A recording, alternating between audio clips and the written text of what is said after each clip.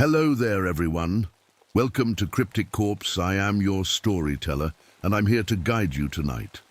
I know many of you use these videos to drift off to sleep, so before we begin, take a moment to like this video and subscribe to our channel.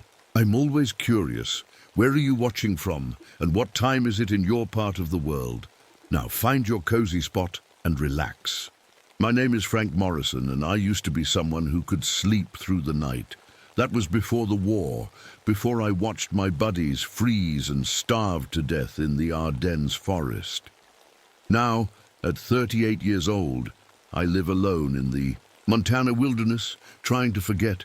I came here 3 years ago to Kettle Hollow. It's about as far from people as you can get without falling off the map. My grandpa taught me how to build a proper cabin when I was a kid, so that's what I did. Cut the logs myself, fitted them together the old way.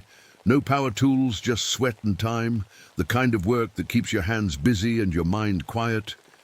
The thing about watching men starve is that it changes you. I've got enough food stored, here to last 2 years.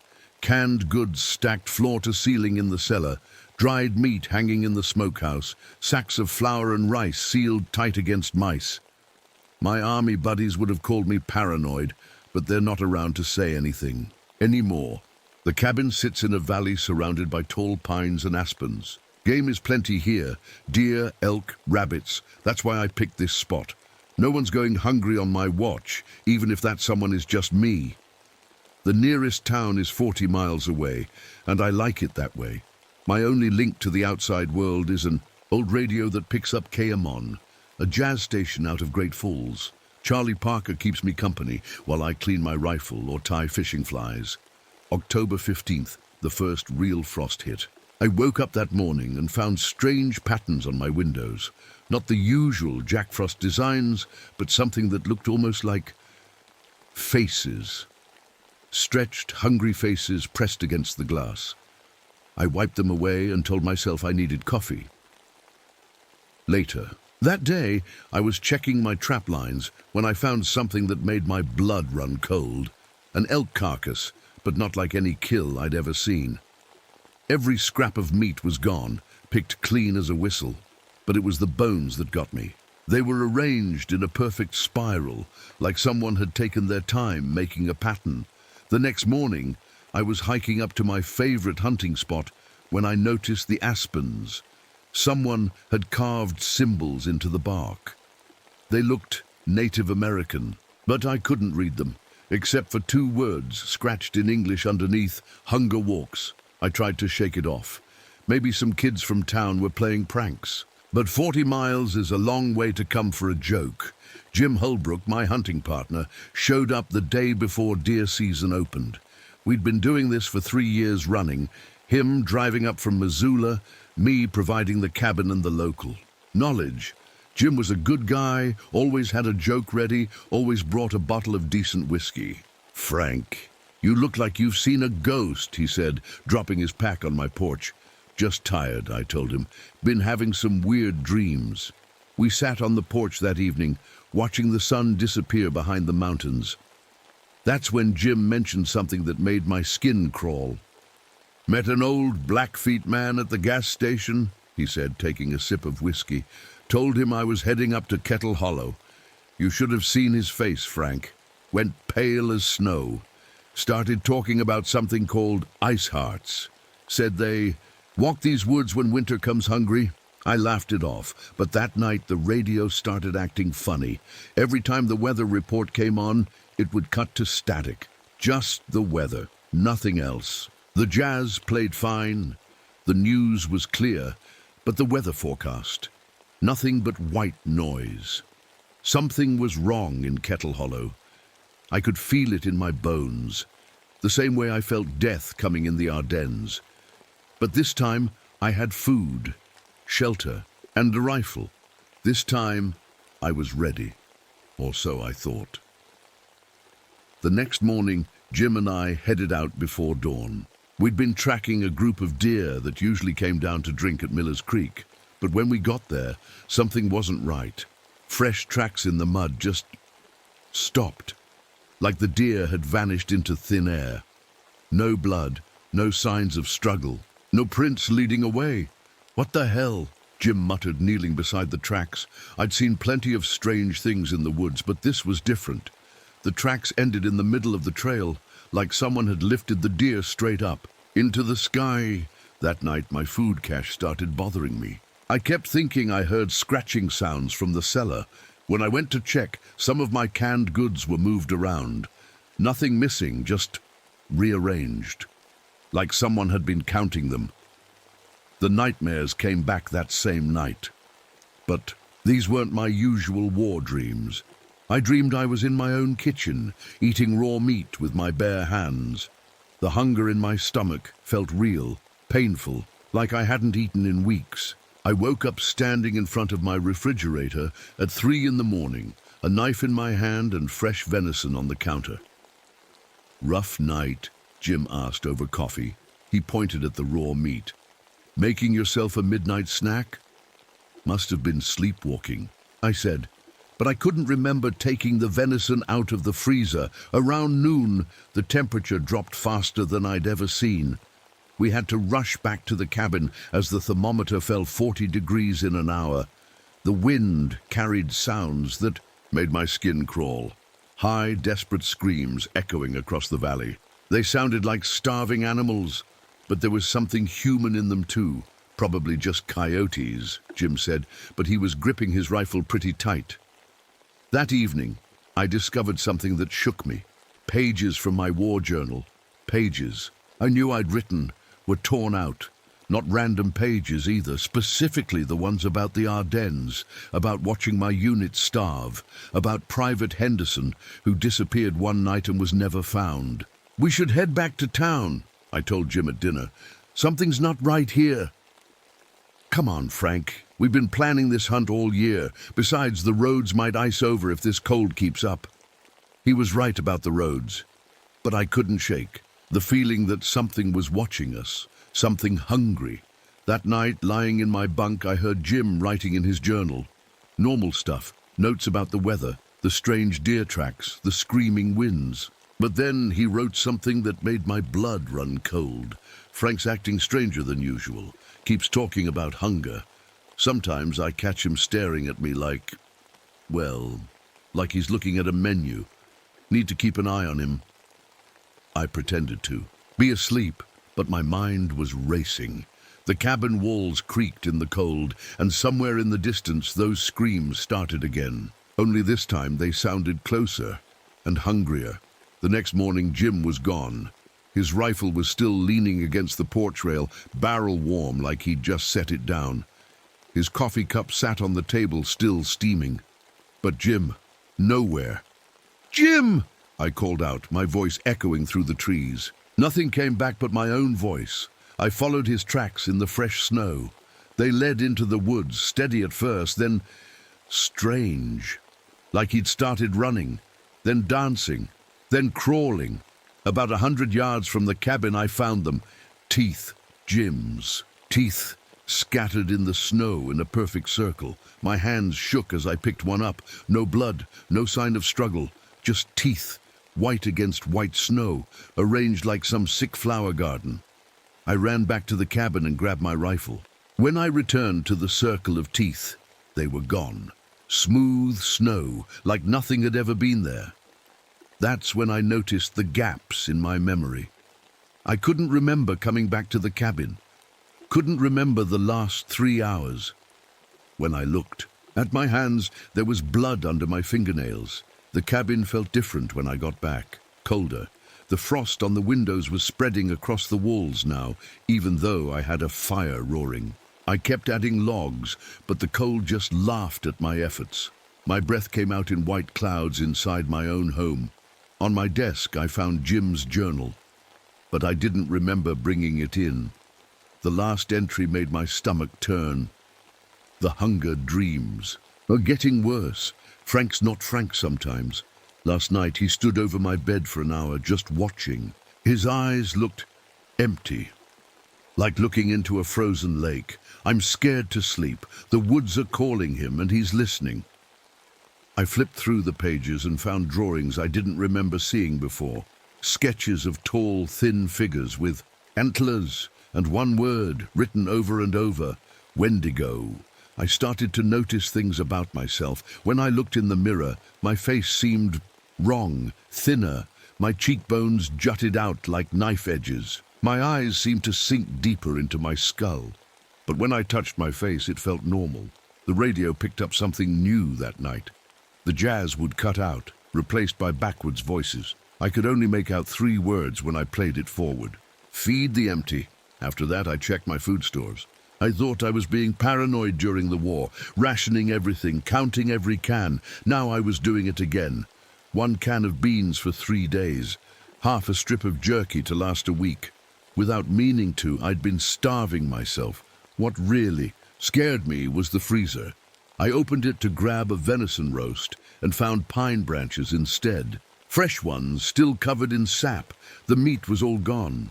I barely slept that night. The cold had seeped into my bones, and my stomach cramped with hunger pains I couldn't explain. I'd eaten dinner, hadn't I? But I couldn't remember what. In the morning, I stepped onto the porch and saw something that made my heart stop. Words scratched into trees all around my cabin. Hollow, hollow, hollow, hollow. And beneath them, in Jim's handwriting, "He's so hungry, Frank. We're all so hungry out here." That's when I realized I'd been right to be paranoid about starving. I just hadn't understood what kind of hunger I should fear. I started finding tracks in the snow each morning. My own tracks, leading from the cabin into the woods. But I had no memory of walking at night. The prints showed bare feet, which made no sense. Montana winters will take your toes in minutes if you're not careful. One morning, I followed them. They led to dead animals. Rabbits, squirrels, arranged in neat rows. Each one had been opened up, the organs removed with surgical precision.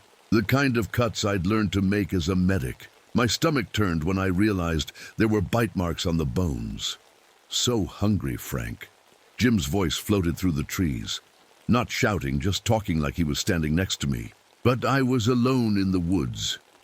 "Jim," I called back, my voice cracking. "Where are you?" "Right here, buddy. Been here the whole time. Just so hungry." I spun around but saw nobody. Just trees and snow and my own terrified breath clouding the air. That afternoon, I decided to search the property properly. Behind the cabin, about half a mile up the mountain, I found a cave I'd never noticed before. The entrance was hidden by fallen logs, like someone had covered it on purpose. Inside, my flashlight beam swept across walls covered in scratches. Not random marks, military dog tags, hundreds of them nailed to the cave walls. I stepped closer and read name after name. Then I found them. Torres, Williams, Peterson, Henderson. My unit. The men who died in the Ardennes. But that was impossible. Their bodies were never found. How could their tags be here, in Montana, in a cave behind my cabin?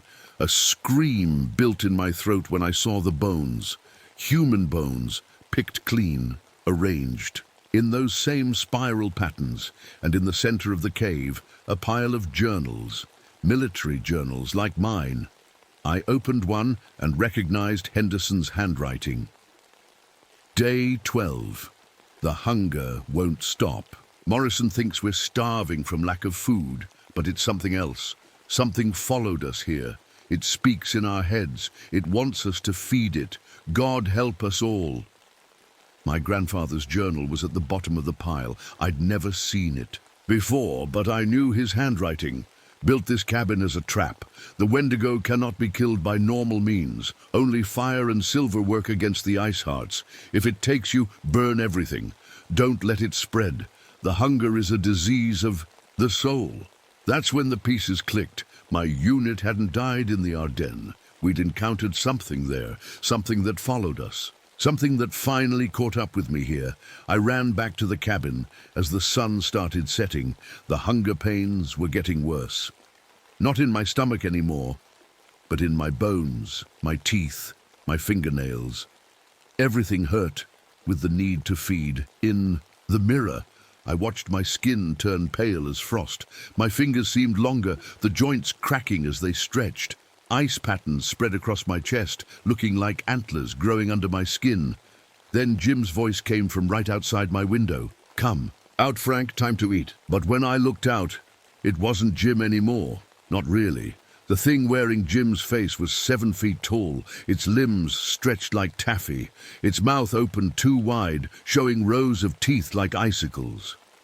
The Wendigo's not one creature, my grandfather's voice echoed in my head. It's a hunger that jumps from person to person, and it's very, very patient. I looked at my own hands. The fingers were definitely longer now, the nails turning black. The hunger was becoming me, or I was becoming the hunger. Either way, I knew what had to be done. The thing that used to be Jim stood outside my window, its face pressed against the glass. Those weren't Jim's eyes anymore. They were frozen lakes, deep and empty. "Let me in, Frank," it whispered. "We can be hungry together." I backed away from the window, my own changing hands shaking as I loaded my rifle. The bullets passed right through the creature when I fired. It laughed, a sound like ice cracking on a winter pond. Can't kill hunger with lead, Frank. That's when the real Wendigo appeared. It stepped out from behind the trees like a walking nightmare. 15 feet tall, ribs exposed like prison bars. Made of ice. Its skull was somewhere between human and deer, with antlers that scraped the sky. When it moved, you could hear winter itself creaking in its joints. But the worst part was when it spoke. Not with its mouth, directly into my mind. "You fed me well, Frank Morrison, your fear, your guilt, every nightmare about your starving friends. I've been eating those feelings for years." The creature touched the side of the cabin, and frost spread like cancer across the walls. Inside, the temperature dropped so fast, my coffee froze solid in its cup. "I was there in the Ardennes," it said in my head. "I watched you count your rations while your friends died. Watched you survive while they didn't. That guilt is delicious. Jim, or the thing wearing Jim's body, climbed through my window like a spider. Join us, Frank. The hunger hurts at first, but then you don't feel anything at all." That's when I remembered what I'd read in my grandfather's journal. I ran to his old trunk in the corner of the cabin. Inside, wrapped in oilcloth, lay weapons I'd never seen before. A silver knife with symbols carved in the handle and glass bottles filled with clear liquid. "Blessed kerosene," I whispered, reading the label. "For when the ice hearts come." Jim lunged at me, his elongated arms reaching. Across the room, I slashed with the silver knife and actually drew blood, black and thick like tar. "That's not nice, Frank," Jim hissed, his face stretching into something inhuman. The Wendigo's laughter shook the cabin. "Your grandfather was clever, but he died alone and hungry, just like you will." I smashed one of the bottles on the floor. The blessed kerosene spread quickly, and when I dropped a match, the flames burned blue instead of orange. Jim scrambled back, screeching. "Fire and silver," I said, backing toward the door. And Grandpa knew what he was doing. The Wendigo reached for me with fingers like icicles. "You cannot burn hunger itself." But I had a different plan. I grabbed the remaining bottles and ran outside, Jim crawling after me on all fours, his spine cracking and extending with each movement. Around the cabin, I poured the kerosene in a circle. The Wendigo watched, amused. "A ring of fire? How quaint." "Not for you," I said, lighting the circle. "For me." I jumped back inside the ring of blue flames just as they roared to life. Jim tried to follow but pulled back, shrieking as the blessed fire burned his transformed flesh. The Wendigo itself stood just outside the flames, patient as winter. "You trap yourself. Interesting strategy." "I'm not trapped," I said, feeling my own fingers starting to lengthen again. "I'm choosing where to make my stand." The transformation was speeding up. My teeth felt loose, ready to fall out and regrow as ice shards. My spine started to crack and stretch. "You can't fight what you're becoming," the Wendigo said. "Maybe not," I agreed, pouring the last of the kerosene over the cabin walls. "But I can make sure it ends with me." I looked at Jim's monstrous form, remembering the friend he used to be. Then I looked at my own hands, now ending in black claws. "The hunger doesn't spread if there's nothing left to spread from," I said. Wendigo's eyes widened as it realized what I meant to do. I lit another match. "Goodbye, Jim," I said. "Sorry about the hunting trip." Then I touched the match to the kerosene-soaked wall. The cabin erupted in blue flames. The heat was incredible, but the ice in my veins fought back. I could feel the Wendigo's consciousness trying to flee my burning body, looking for a new host. But the circle of blessed fire trapped us both. As the flames climbed higher, I managed to reach the radio one last time. I turned the dial to KM-ON and grabbed the microphone. "This is Frank Morrison in Kettle Hollow. If anyone's listening, don't come looking. The hunger, it spreads. Just let it burn." The last thing I heard was jazz music playing as the roof collapsed. The fire burned for 3 days. Forest Service Ranger Tom Davis was the first to reach what was left of my cabin. The whole place had melted down to black bones and ash, but somehow, right in the center of it all, they found my body. The coroner's report said it was strange. I should have been burned to nothing, but my remains were preserved like I'd been frozen instead of cremated. They found Jim's body too, though they had trouble identifying it at first. The report said he looked like he'd been dead for weeks, not days. His body was twisted in ways that didn't make sense, joints bent at angles that shouldn't be possible. Tom Davis was a good ranger, thorough. He found my last radio transmission on the emergency recording system at KM-ON. He found the circle of blessed fire still visible in the scorched earth. He even found my journal, somehow intact in its metal box in the root cellar. "Just a tragedy," he wrote in his official report. 2 hunters, cabin fire, probably carbon monoxide confusion before the flames got them.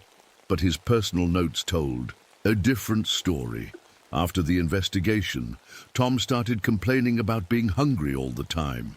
His wife said he'd stand at their freezer at night, door open, just staring at the meat. His kids said Dad's eyes looked different sometimes, empty, like frozen lakes. The following winter, 1958, 3 hunters went missing in Kettle Hollow. Their trucks were found abandoned, engines still running. The search parties found strange tracks in the snow, barefoot prints that seemed to get longer with each step. A forest ranger disappeared while checking on remote cabins. They found his hat and his radio, but nothing else. The static on his last transmission sounded like backwards talking, or maybe screaming. Old Samuel Birdsong, a Blackfeet elder, told anyone who'd listen to stay out of Kettle Hollow. He said the old stories were specific. The Wendigo isn't just one creature. It's a hunger that lives in the mountains, patient as winter itself. When it finds the right host, someone already broken by guilt or greed or desperation, it crawls inside them like frostbite. Fire can burn the body, Samuel would say, but hunger just waits for the next empty belly to fill. The forest. Zervis put up new signs around Kettle Hollow, dangerous wildlife area, no camping, but every winter someone ignores them, usually hunters. Sometimes hikers who think they know better. And every winter the rangers find the same things: abandoned campsites, strange tracks that end suddenly. And sometimes, if they look closely, circles of teeth arranged in the snow like flowers. They say if you tune your radio to KM-ON at just the right time, you can still hear my voice in the static. Don't come looking, the hunger spreads. But people still come to Kettle Hollow. They always do. And somewhere in those woods, among the twisted aspens and the deep mountain caves, something patient watches, something hungry, something that remembers the taste of guilt and fear. Sometimes late at night, the rangers on patrol swear they can hear jazz music echoing through the valley. And underneath it, if you listen really carefully, the sound of someone chewing, always hungry. The end. Author's note. This story is inspired by Wendigo legends from various Native American cultures, particularly the Algonquian peoples. The Wendigo represents more than just a monster. It's a warning about the dangers of greed, isolation, and losing one's humanity. If you ever find yourself in the Montana wilderness and come across strange symbols carved in aspen trees, maybe just turn around and head back to town. Some hungers are better left unfed. My name is Dr. Martha Hawthorne, and I'm about to tell you why I'll never trust the sound of wind through rocks again. It was June 1st, 1963, when I first drove into Devil's Canyon. The Arizona sun was beating down so hard I could feel it through the roof of my Jeep. The thermometer on my dashboard read 112 degrees. I remember thinking that was hot enough to cook an egg on the hood. And I wasn't wrong. I'm a geologist. That's a fancy word for someone who studies rocks. I was 45 years old, divorced, and completely obsessed with understanding why some rocks make sounds. Most people thought I was crazy. My ex-husband used to say I was listening for ghosts. Maybe he was right. The truth is, I started caring about rocks because of my sister Claire. When we were kids, she died in a rock slide during a family camping trip. One minute she was laughing and skipping ahead on the trail. The next minute, the whole mountainside came down. They never found her body, just rocks, lots and lots of rocks. After that, I needed to understand everything about rocks, how they move, why they fall, and yes, what sounds they make. The Prescott Mining Company gave me money to study something called mineral acoustics, basically the sounds that rocks and minerals make when they vibrate. They thought it might help them find gold or copper. I just wanted answers. Devil's Canyon had a reputation.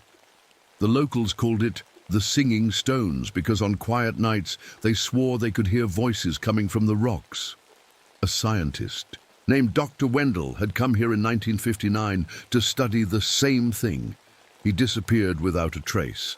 His camp was found empty, his equipment still running, recording nothing but static. I set up my camp in a flat area between two towering red rock walls. The canyon was beautiful in a harsh, unforgiving way. The walls rose up hundreds of feet on either side, striped with layers of ancient sandstone. When the wind blew through, it made a low whistling sound that gave me goosebumps. My first job was to set up the seismograph, a machine that measures vibrations in the ground. As soon as I turned it on, it started picking up something strange.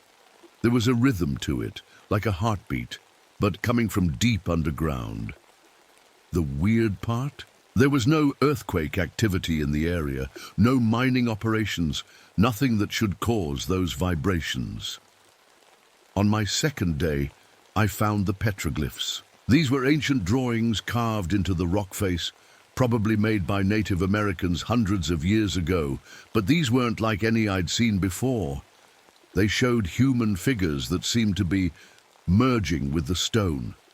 Their bodies were half human, half rock, with arms reaching into the canyon walls. That's when I met Dusty Pete, an old prospector who'd been working these canyons for 40 years. He found me studying the petroglyphs and shook his head. "You best be careful, miss," he said, spitting tobacco juice onto the red dirt. "Them rocks ain't natural. They sing at night, and folks who listen too long, well, they start singing back." I laughed it off. I was a scientist after all. But that night, when I was alone in my tent, I heard it for the first time. A low humming sound, so deep I felt it in my chest more than heard it with my ears. My equipment started going crazy, recording frequencies that shouldn't exist. Sounds so low that human ears shouldn't be able to detect them. The next morning, I had a nosebleed that wouldn't stop for an hour. When I checked my equipment, it showed the subsonic frequencies had been playing all night. Sounds below 20 hertz, the kind that can affect the human body in strange ways. Make you sick, make you see things, make you hear things. I collected rock samples that day, and under my microscope I found something that made my hands shake. The rocks contained crystalline structures I'd never seen before. They were geometric, almost perfectly symmetrical, and they seemed to pulse with their own inner light. That night, I dreamed of Claire for the first time in years. She was standing at the edge of my camp, her hair moving in a breeze I couldn't feel. She opened her mouth to speak, but instead of words, I heard that low humming sound. When I woke up, my nose was bleeding again, and my equipment showed those impossible frequencies had been playing all night long. Something was very wrong in Devil's Canyon, and I was starting to think Dr. Wendell hadn't disappeared at all. Maybe he'd found exactly what he was looking for. Maybe he'd found it, and it had kept him. The next morning, I found something that made my blood run cold. Dr. Wendell's journal. It was wedged between two rocks about 100 yards from my camp, like someone had tried to hide it. The leather cover was sun-bleached and cracked, but the pages inside were still readable. His last entry was dated September 15th, 1959. The stones remember. They remember everything, every sound, every voice, every scream. I can hear them all. Now, they're calling me home. I sat there in the morning heat, reading those words over and over. They didn't sound like the writings of a scientist. They sounded like someone losing their mind. But then something even stranger happened. When I got back to camp, everything had moved. Not by much, maybe 10 feet, but my tent, my equipment, my jeep. They were all in slightly different spots. The ground showed no tire tracks, no drag marks. It was like everything had just shifted. I spent the rest of the day running tests, trying to find a logical explanation. My compass wouldn't work right near certain rock formations. The needle just spun in circles. The acoustics in the canyon were bizarre, too. I could hear conversations from miles away, carried on the wind like whispers in my ear. Sometimes I heard children laughing. Sometimes I heard someone crying. That night I dreamed of Claire again. This time she was closer, standing right outside my tent. "Martha," she whispered, her voice mixing with that low humming sound. "Join us. We're all here. We're all waiting." I woke up screaming. 3 days later, my research assistant arrived. David Reeves was fresh out of college, eager to help with what he thought would be a simple geology survey. The moment he stepped out of his truck, he grabbed his head and nearly fell over. "Whoa," he said, steadying himself against the door. "Did you feel that? Like the ground just tilted?" I hadn't felt anything, but I'd been in the canyon for a week. Maybe I was getting used to whatever was happening here. David was a good kid. Smart, careful, always double-checking our data. But from his first night in the canyon, something was off. He complained about vertigo, said the rocks looked like they were breathing when he stared at them too long. I told him it was heat exhaustion, but we both knew that wasn't true. On his third day, we were mapping the canyon walls when David stopped suddenly. "Dr. Hawthorne," he said, his voice strange, "do you see that?" He was pointing at a section of red sandstone about 30 feet up. In the afternoon light, at just the right angle, the rock face looked exactly like a human face. Not carved or painted, naturally formed, but so perfect it couldn't be coincidence. Eyes, nose, mouth, all frozen in an expression of, what, fear, pain, ecstasy?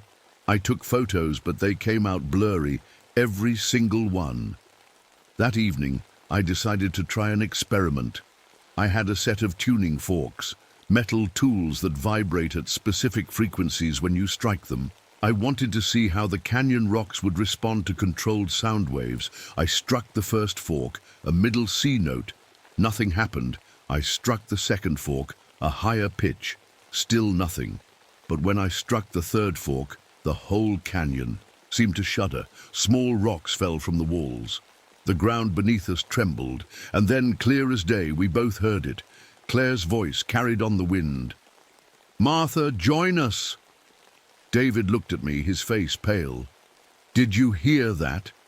"It sounded like my dead sister," I finished. "Yes, I heard it."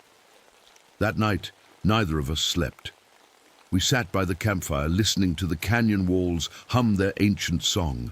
The seismograph recorded vibration after vibration, each one matching the rhythm. "Of a human heartbeat, Dr. Hawthorne," David said quietly. "I don't think we should be here." I wanted to agree with him. Every instinct told me to pack up and leave, but I couldn't. Not yet. I needed to understand what had happened to Dr. Wendell, what had happened to Claire, what was happening to us. The stones were singing louder now, and somewhere deep in my bones, I could feel myself starting to sing back. The next morning, David stumbled out of his tent, looking like he hadn't slept at all. But it wasn't the lack of sleep that worried me. It was his skin. Thin, geometric patterns had appeared on his forearms overnight, like someone had drawn perfect squares and triangles with a very fine pen. They were faint, but definitely there. When I touched them, they felt slightly raised, like scars. "What's happening to me?" he asked, his voice shaking. I didn't have an answer, but when I checked my equipment, I found something terrifying. All night long, it had been recording human voices at 5 hertz, a frequency so low it's impossible for humans to produce. The voices were speaking in English, but the words were backwards, garbled, like a record played in reverse. That's when I coughed and tasted copper. Blood. I went to my mirror and opened my mouth. Tiny crystals, like grains of sand, sparkled in my spit. My teeth felt loose. "We need to leave," I told David. But even as I said it, I knew we wouldn't. We couldn't. Something was keeping us here. As the sun set that day, we witnessed something I still can't explain. The canyon walls began to pulse, like they had a heartbeat. The rhythm matched the one my seismograph had been recording all week. David pressed his hand against the rock and jerked it back immediately. "It's warm," he said, "like skin." That night, David filled 3 notebooks with complex mathematical equations about crystal structures. The strange part, he'd never studied crystallography. He was writing formulas that weren't taught until graduate level, some that hadn't even been discovered yet in 1963. "I don't know where this is coming from," he said, tears in his eyes. "It's like someone else is using my hand. We found a cave," Zistem the next day. "Actually, we didn't find it. It found us.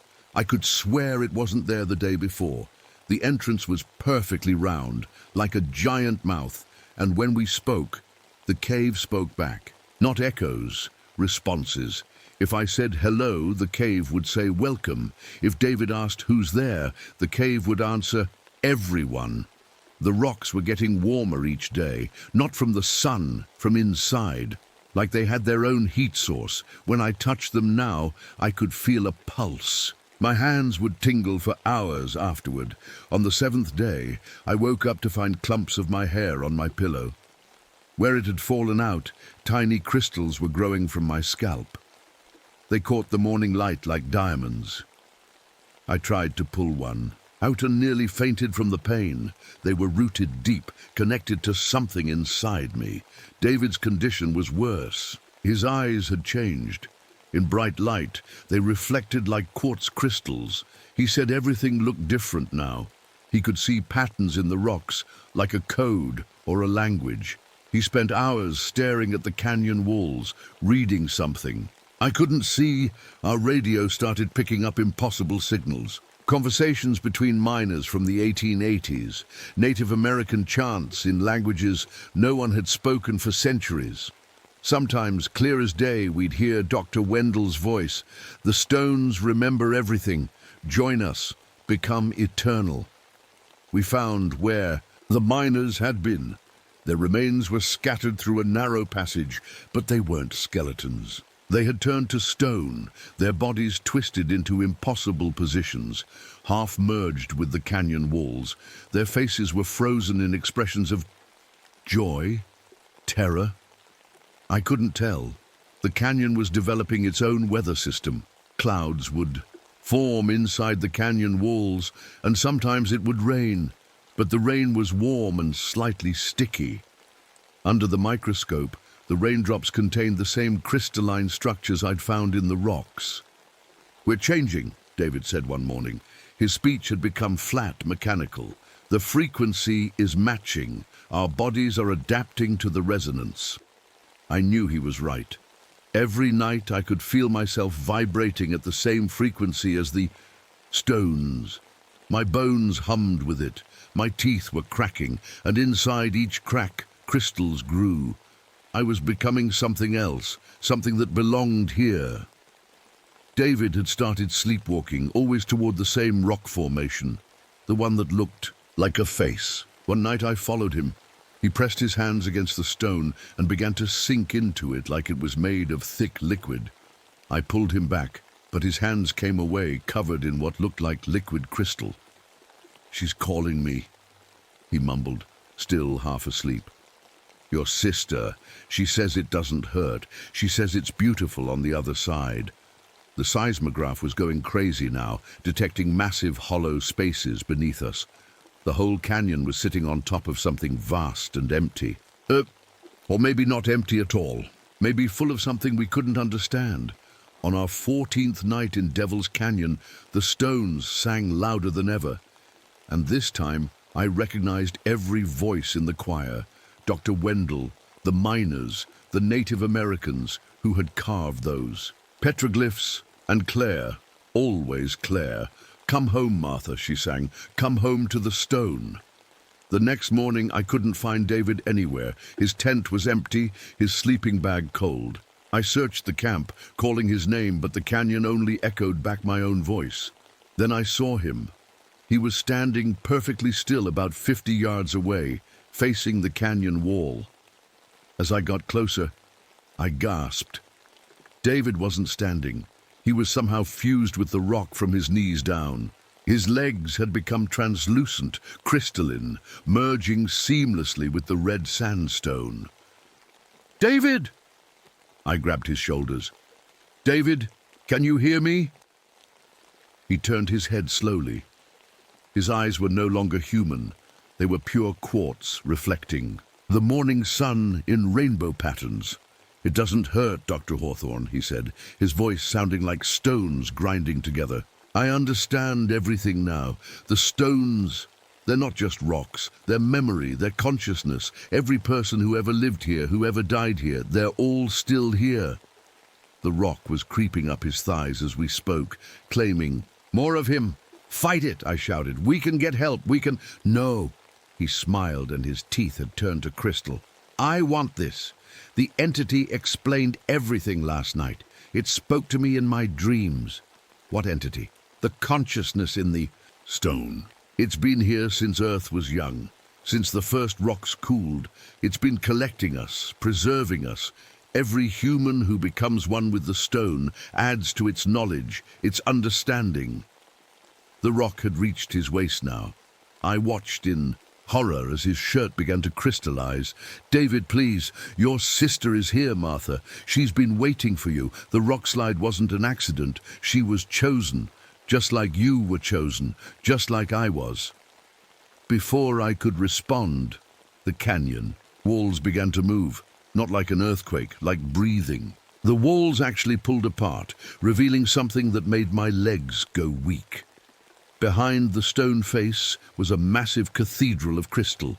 The ceiling rose hundreds of feet high, supported by pillars that looked disturbingly like human bodies frozen. Mid-transformation, thousands of them, maybe millions. Each one was a person who had been collected by the stone over countless centuries, and they were all still alive, in a way. I could see faces in the crystal, eyes that moved to follow me, mouths that opened and closed in silent songs. "Beautiful, isn't it?" David's voice was getting fainter as the rock claimed more of him. "This is what we become, living stone, eternal memory, part of something so much bigger than ourselves." The entity spoke then, not in words, but in vibrations that my brain somehow translated into meaning. It had been here when the earth was molten. It had watched life crawl from the seas. It had decided that flesh was temporary, imperfect, but stone was forever. "Every mountain, every canyon on earth is part of me," it said. "I preserve what would otherwise be lost. Your memories, your experiences, your very souls. I keep them all safe within my crystalline matrix." I felt its attention. It turned to me specifically. Martha Hawthorne, you have searched for answers about stone and sound your whole life. You have searched for your sister. Here are both. Here is everything. Join us. I looked at David. Only his head and shoulders remained. He was still smiling. It's okay, Dr. Hawthorne. Your sister is right here. She's been singing to you all along. And then I heard her. Really heard her. Not echoes or whispers, but Claire's actual voice, coming from deep within the Crystal Cathedral. Martha, I'm not lost. I'm found. I'm part of the earth itself now. Come be with me. We can be together forever. I felt a trembling start in my feet. Looking down, I saw my boots beginning to crystallize, the leather turning translucent. The entity was right. I had been chosen. The question was, would I accept? I yanked my feet back, breaking the crystal connection. The leather of my boots crumbled like sand, but my feet were still flesh and blood. For now, Martha, don't fight it, David whispered. Only his face remained visible now, his features peaceful, almost happy. I can see everything, every person who ever lived, every memory they carried. It's beautiful. I stumbled backward into the Crystal Cathedral. All around me, thousands of faces watched from within the stone walls. Some looked ancient, their features barely human anymore. Others were more recent. I recognized the faces of miners from old photographs, and there was Dr. Wendell, his expression frozen in wonder, his notebook still clutched in his crystallized hand. Claire, I called out. Claire, where are you? Here, sister. Her voice came from everywhere at once. I'm here. I'm everywhere. Look up. Above me, the crystal ceiling sparkled with millions of tiny lights. As my eyes adjusted, I realized they weren't lights at all. They were eyes. Human eyes preserved in crystal, still capable of seeing. I felt my own eyes beginning to sting and blur. When I touched my face, my fingers came away with what looked like diamond dust. Your transformation is beginning, the entity said calmly. Your sister was one of my first willing participants from your time. She understood immediately what I offered. Not death, but preservation. Not ending, but becoming. My knees buckled as I felt the vibration starting in my bones. The same frequency I'd been recording for weeks. My skeleton was literally vibrating in harmony with the stones around me. Then I noticed something that made my scientific mind rebel against what was happening. In the corner of the cathedral stood an old wooden crate marked Danger Explosives. I recognized the markings. This was mining dynamite from the 1920s. Someone else had fought back. Ah, yes, the entity responded to my thoughts. The Thompson expedition. They thought they could destroy this place. But stone is patient, stone endures. Their explosives only help me collect them faster. I dragged myself toward the crate, my legs growing heavier with each step. Inside were dozens of old dynamite sticks, sweating nitroglycerin. Dangerous, unstable after all these years. Perfect. Don't be foolish, Martha, Claire's voice warned. You can't fight geology itself. Maybe not, I gasped, my throat feeling like it was full of sand. But I can try. As I reached for the explosives, I saw my own hands were becoming translucent. I could see my bones through my skin, and they were already starting to crystallize. Think about it logically, sister, Claire said, her voice so close now it seemed to come from inside my own head. Every diamond was once coal, every mountain was once ocean floor. Transformation is the most natural thing in the world. We're just speeding up the process. My fingers barely worked anymore, but I managed to grab several sticks of dynamite. The old blasting caps were still attached. One spark would be enough. I won't let you take more people, I said through gritted teeth. This ends now. End. The entity sounded amused. Geology doesn't end, Dr. Hawthorne. It just changes form, as will you. I felt the crystal creeping up my spine, into my skull. My thoughts were becoming different, clearer in some ways, alien in others. I could suddenly understand the mathematical perfection of crystal structures. I could hear the songs trapped in every stone. With my last bit of human strength, I lit a match. "You'll kill yourself," the entity warned. "Maybe," I said. "But at least I'll die human." The match fell toward the dynamite, and in that moment I heard Claire's voice one last time. "Oh, Martha, don't you understand? We're all going to become stone eventually. I just got there first." The explosion was the last thing I heard with human ears. The explosion wasn't what I expected. Instead of heat and force, there was music. Pure, crystal clear. Notes that seemed to come from everywhere at once. For a moment, I thought I had died, but I was still conscious, still aware, still transforming. The blast had shattered the crystal cathedral into millions of pieces, but the pieces were singing.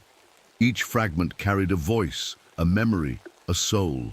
They swirled around me like a glittering tornado, and I realized, with horror, that I could understand every single one. "You can't destroy us with violence," the entity said, its voice now coming from the spinning shards. "We are already of the earth. You've only helped us spread." The explosion had triggered a massive landslide. The entire canyon was collapsing in on itself. Red rock and crystal fragments thundered down the walls, burying the cathedral, the equipment, everything. As the rocks fell around me, I looked at my hands. They were almost completely crystal now, but I could still move them, still think, still write. I grabbed my journal with fingers that felt like they were made of glass and wrote my final entry. June 15th, 1963. We are the mountain now. I understand everything. The entity wasn't taking us, it was accepting us. Earth itself is alive, and we are becoming part of its consciousness. Claire was right. This is how mountains are born, with human souls. The landslide buried me then, but it didn't matter. I was already more stone than flesh. I could feel every grain of sand, every pebble as it covered me. I could hear Claire's voice, clearer than ever, welcoming me home. "We're together now, Martha, forever," and I realized I was smiling. Epilogue. 3 days later, a rescue team from Prescott found what was left of Devil's Canyon. Where there had once been a deep gorge, there was now a small mountain of red stone and crystal. They found our equipment, crushed but still recording. The tapes were full of static that almost sounded like voices. They found our notebooks, our photographs, but no bodies. The official report listed Dr. Martha Hawthorne and David Reeves as missing, presumed dead, in a landslide. The Prescott Mining Company cancelled all future research in the area, calling it geologically unstable. But if you go there today, on quiet nights when the wind is still, they say you can hear singing coming from deep within the rocks. A whole choir of voices, with one that sounds remarkably like a female geologist who once thought she could solve the mystery of the singing stones.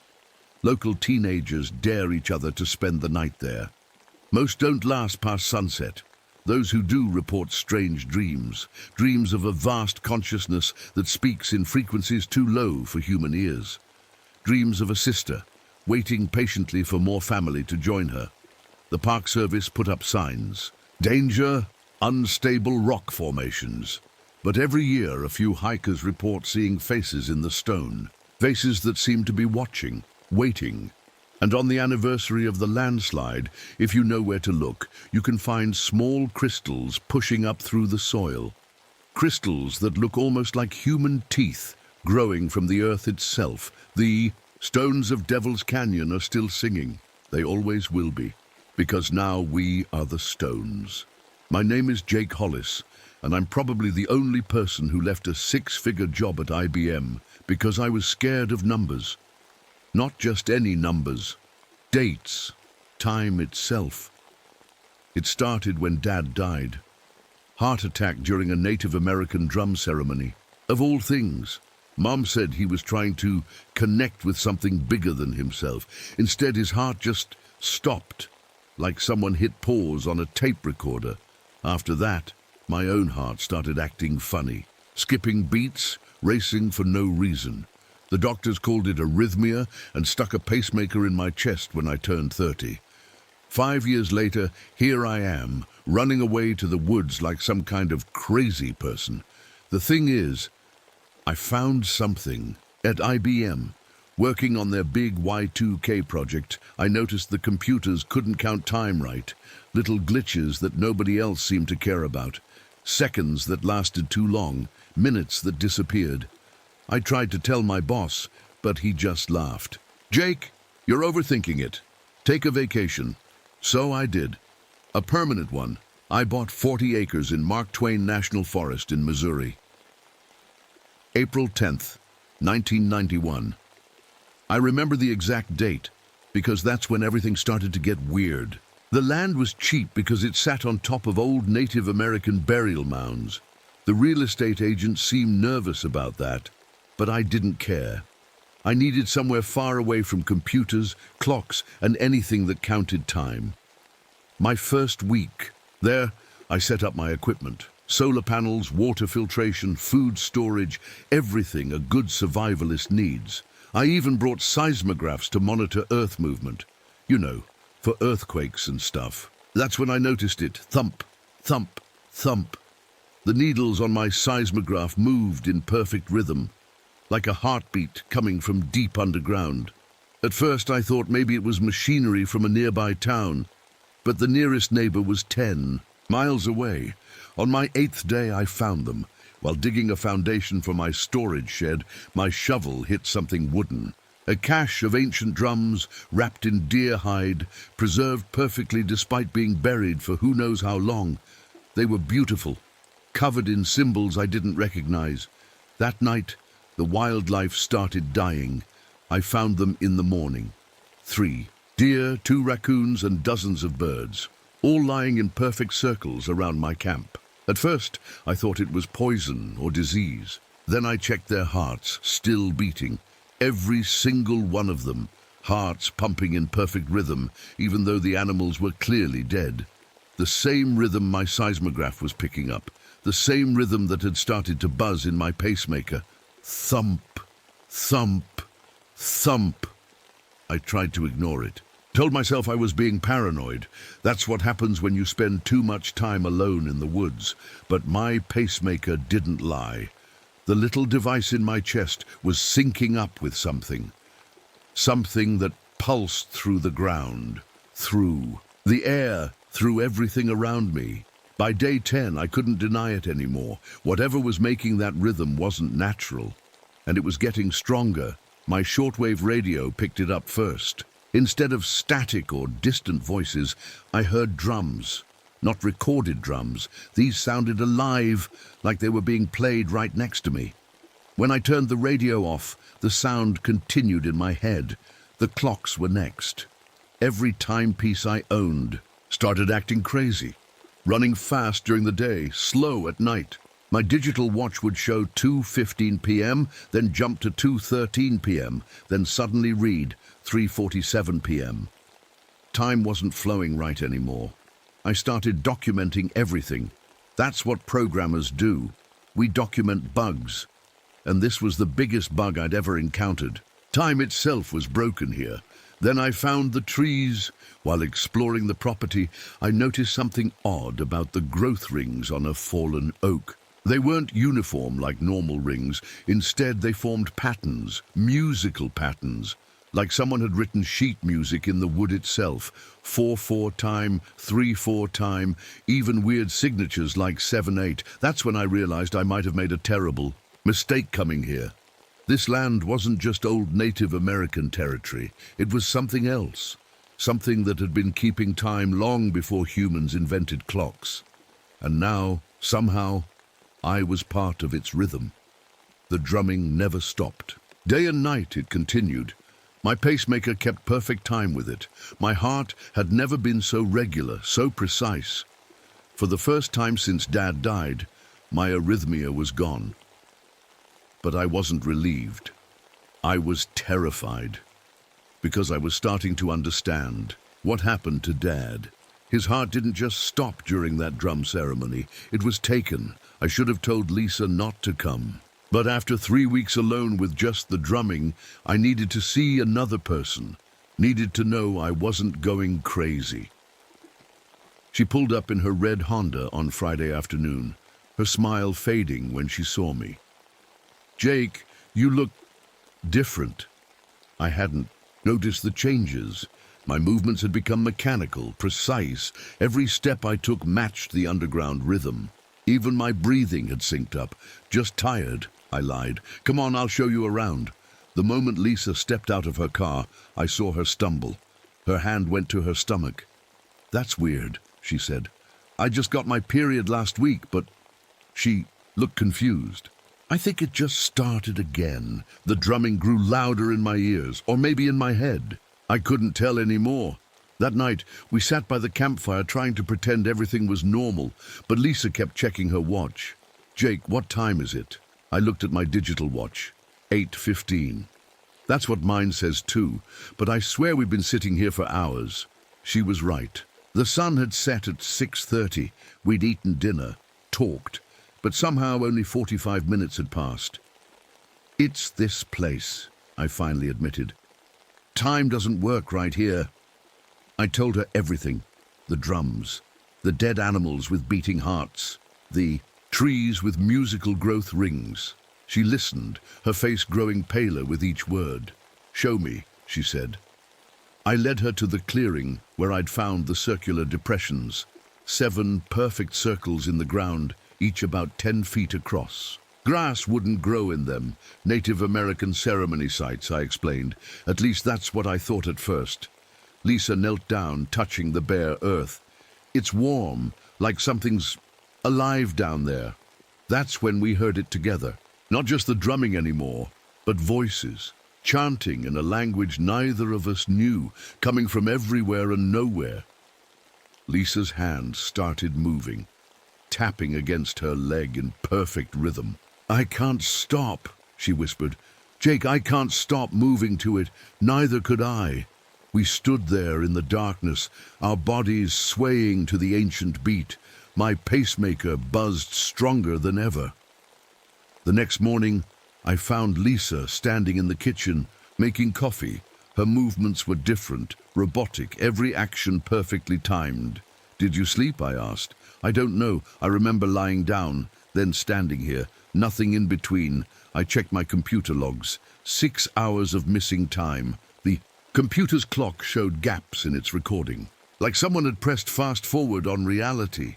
"Jake," Lisa said suddenly, "your code, the time errors you found at IBM, what if they weren't errors?"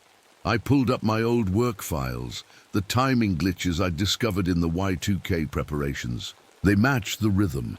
Every single anomaly followed the same pattern as the drumming. It's not just here, I realized. It's everywhere. We just can't usually hear it. That afternoon we found the mummies. I was digging a new latrine pit when my shovel hit something solid. Not wood this time, leather, preserved human skin. 3 bodies sitting cross-legged in a circle, Native Americans based on their clothing.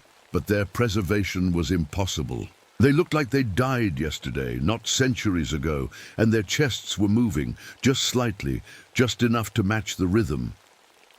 Lisa backed away. "Jake, we need to leave, now." But when we got to her car, it wouldn't start. My truck wouldn't, either. The digital clocks in both vehicles flashed random times. 12:74, 99, 99, 000. "We're trapped," Lisa said, her voice shaking. That night the drumming changed. Faster, more urgent. Lisa sat bolt upright in bed, her hands moving in complex patterns. "What are you doing?" I asked. "I don't know." Tears ran down her face. "I can't stop. It's like my body knows something my mind doesn't." I looked closer. Her hands weren't just moving randomly. They were playing invisible drums. And as she played, blood began to seep from her fingertips. "Lisa, stop! I can't!" she screamed. "It won't let me!" I grabbed her hands, and for a moment I felt it too. The overwhelming need to drum, to keep time. to maintain the rhythm that held everything together. My pacemaker went crazy. The device that was supposed to regulate my heart was now being controlled by something else, something ancient, something that had been keeping time long before humans existed. "Jake," Lisa whispered, her eyes wide with terror. "I can see them, the drummers. They're still here. They never left." I looked where she was pointing. At first I saw nothing. Then, like a picture coming into focus, they appeared. Transparent figures sitting in circles all around us. Hundreds of them, all drumming in perfect synchronization. And in the center of each circle a figure lay motionless, sacrifices to the keeper of time. I understood then why Dad had really gone to that drum ceremony. He hadn't been trying to connect with something bigger. He'd been trying to escape it, just like I was now. The next morning, Lisa's hands were still bleeding. She'd drummed in her sleep all night, her fingers raw from playing invisible drums. I wrapped them in bandages, but the blood seeped through. In perfect circles. "Jake," she said, her voice different now, measured, timed. "We need to go to the cave." "What cave?" "I can hear it calling. Underground, where the big drum is." I hadn't told her about any cave, or any big drum, but somehow she knew. We followed the sound. It was loudest near the old oak trees, where the ground dipped into a natural hollow. Hidden behind thick vines was an opening just big enough to crawl through. The cave opened into a massive chamber, and there it was, a drum the size of a swimming pool, made from what looked like a single piece of stretched skin. It was old, ancient, but still perfect, like it had been made yesterday. "It's alive," Lisa whispered. She was right. The drum's surface moved slightly, breathing. Around its edges, symbols glowed with a faint red light. The same symbols I'd seen on the buried drums. My pacemaker started burning in my chest. "Jake," Lisa's voice sounded far away. "Are you okay?" I checked my medical alert app. My heart rate was changing, speeding up and slowing down in perfect rhythm with the giant drum. The pacemaker wasn't controlling my heart anymore. The drum was. "We need to get out of here," I said. But when we turned to leave, we saw them. More mummified bodies sitting in circles around the chamber. Some looked ancient. Others looked recent, too recent. One was wearing a digital watch, still working, still counting impossible time. Lisa walked toward the drum like she was in a trance. "It wants us to understand," she said. "Time isn't what we think it is. It's not a line, it's a circle. Everything that happens has happened before. Lisa, please, let's go." "I can't." She placed her bandaged hands on the drum. "I'm part of it.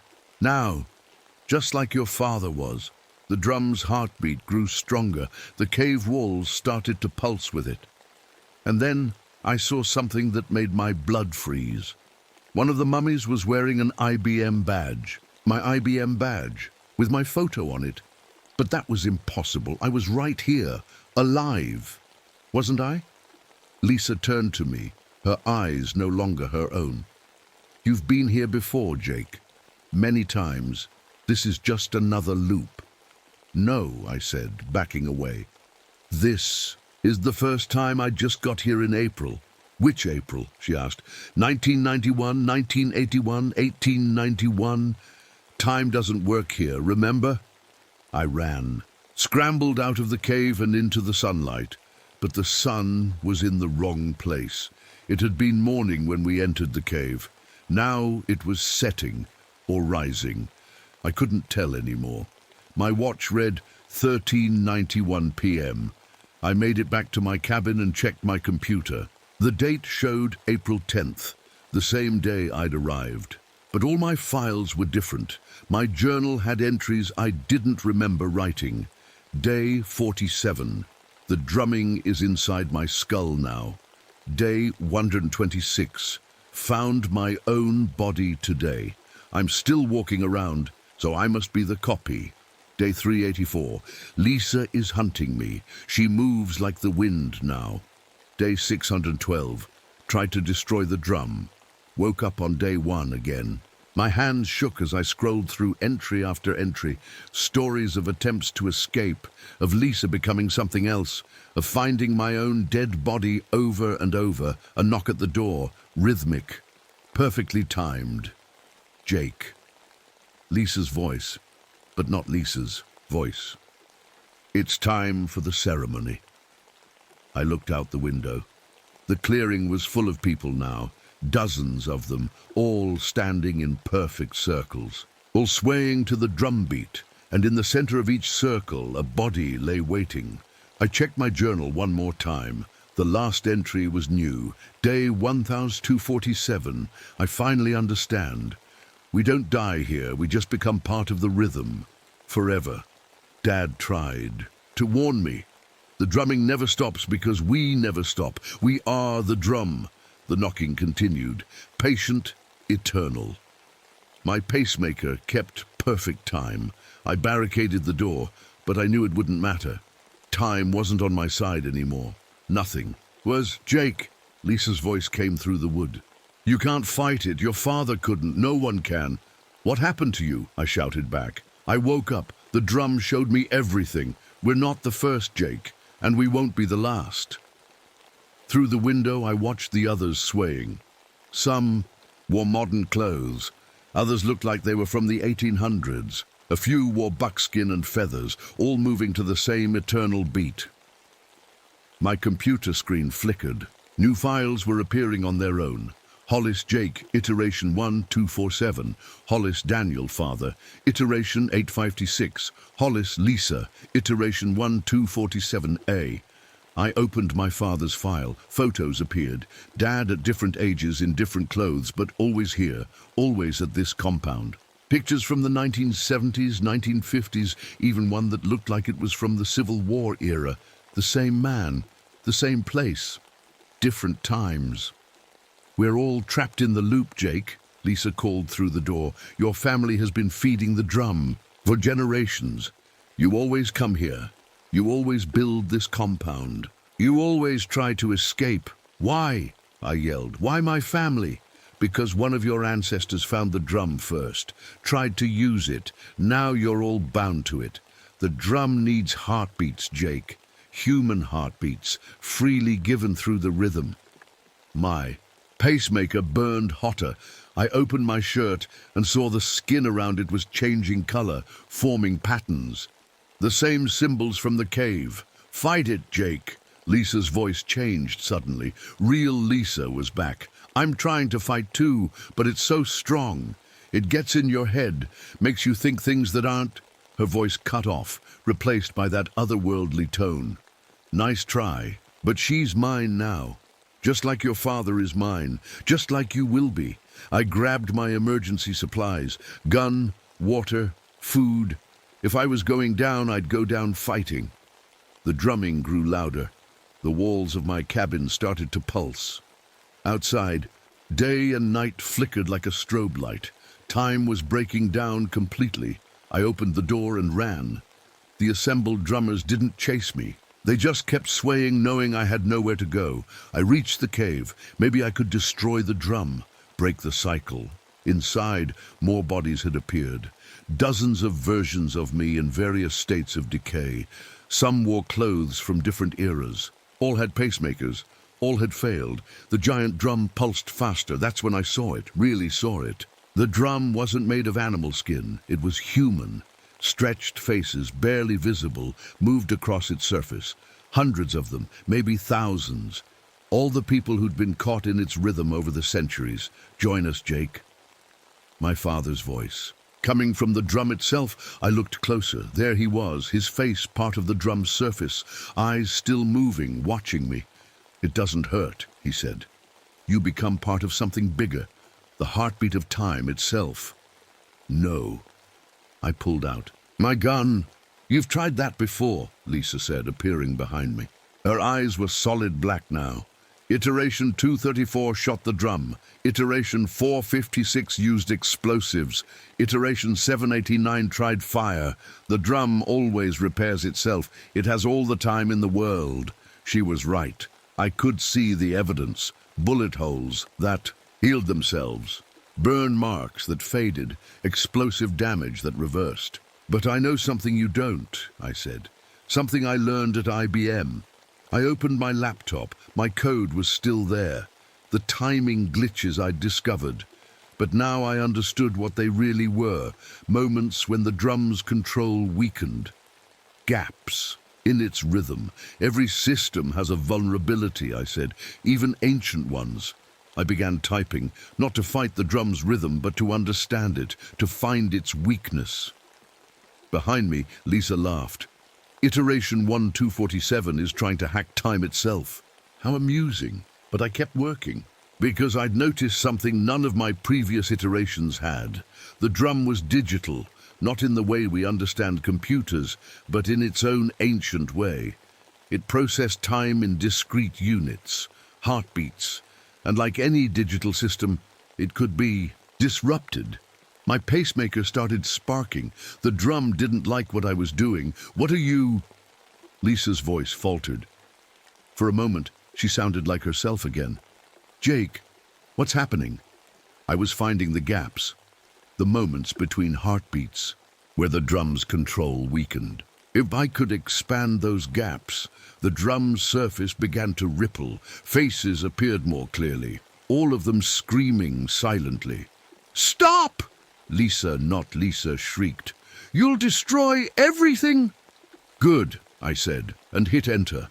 My code executed. For one brief moment the drumming stopped, and in that silence I heard something beautiful. Nothing. Pure, perfect nothing. Then reality cracked like glass. The silence lasted only a second, but it felt like forever. Then the drum roared back to life, angry now. The cave shook. Rocks fell from the ceiling. "You broke it!" Lisa screamed, but she sounded happy about it. Real Lisa, fighting through. "Do it again," I typed faster. My pacemaker was sparking like crazy, burning my chest, but I found more gaps, more moments of weakness. "Jake," my father's voice pleaded from the drum's surface. "You don't understand. Without the drum, time collapses, everything ends." "Maybe it should end," I said. "Maybe we weren't meant to live the same moments over and over." The drum's beat became erratic, fast, then slow, then fast again. Outside. "The cave!" I heard screaming. The other drummers were feeling it too. My laptop screen cracked. My pacemaker was overheating. I had one chance. I remembered the fuel reserves I'd stored for my generator. 50 gallons of gasoline. Enough to burn. "Everything, Lisa, run!" I yelled, but she was already gone. Good. I stumbled out of the cave, my chest on fire from the burning pacemaker. The compound was chaos. People from different times flickered in and out of existence. I saw myself, dozens of myselves, all running, in different directions. Some made it to the fuel tanks, some didn't, but I was the only one with the code still running on my laptop. The drum pulsed underground, trying to restore its rhythm, but my program kept interrupting it, creating gaps, moments of freedom. I reached the fuel storage. My hand shook as I opened the valves. Gasoline poured out, soaking into the ground, flowing toward the cave. "Jake!" Lisa appeared beside me. Her eyes were normal again. "The drum's losing control. People are waking up." All around us, the drummers stopped swaying.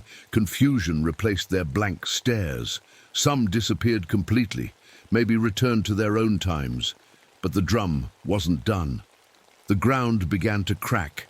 The heartbeat grew louder, desperate. "It's calling for a sacrifice," Lisa said. "A willing heartbeat to restore the rhythm." I knew what I had to do. My pacemaker was already damaged. My heart was already bound to the drum.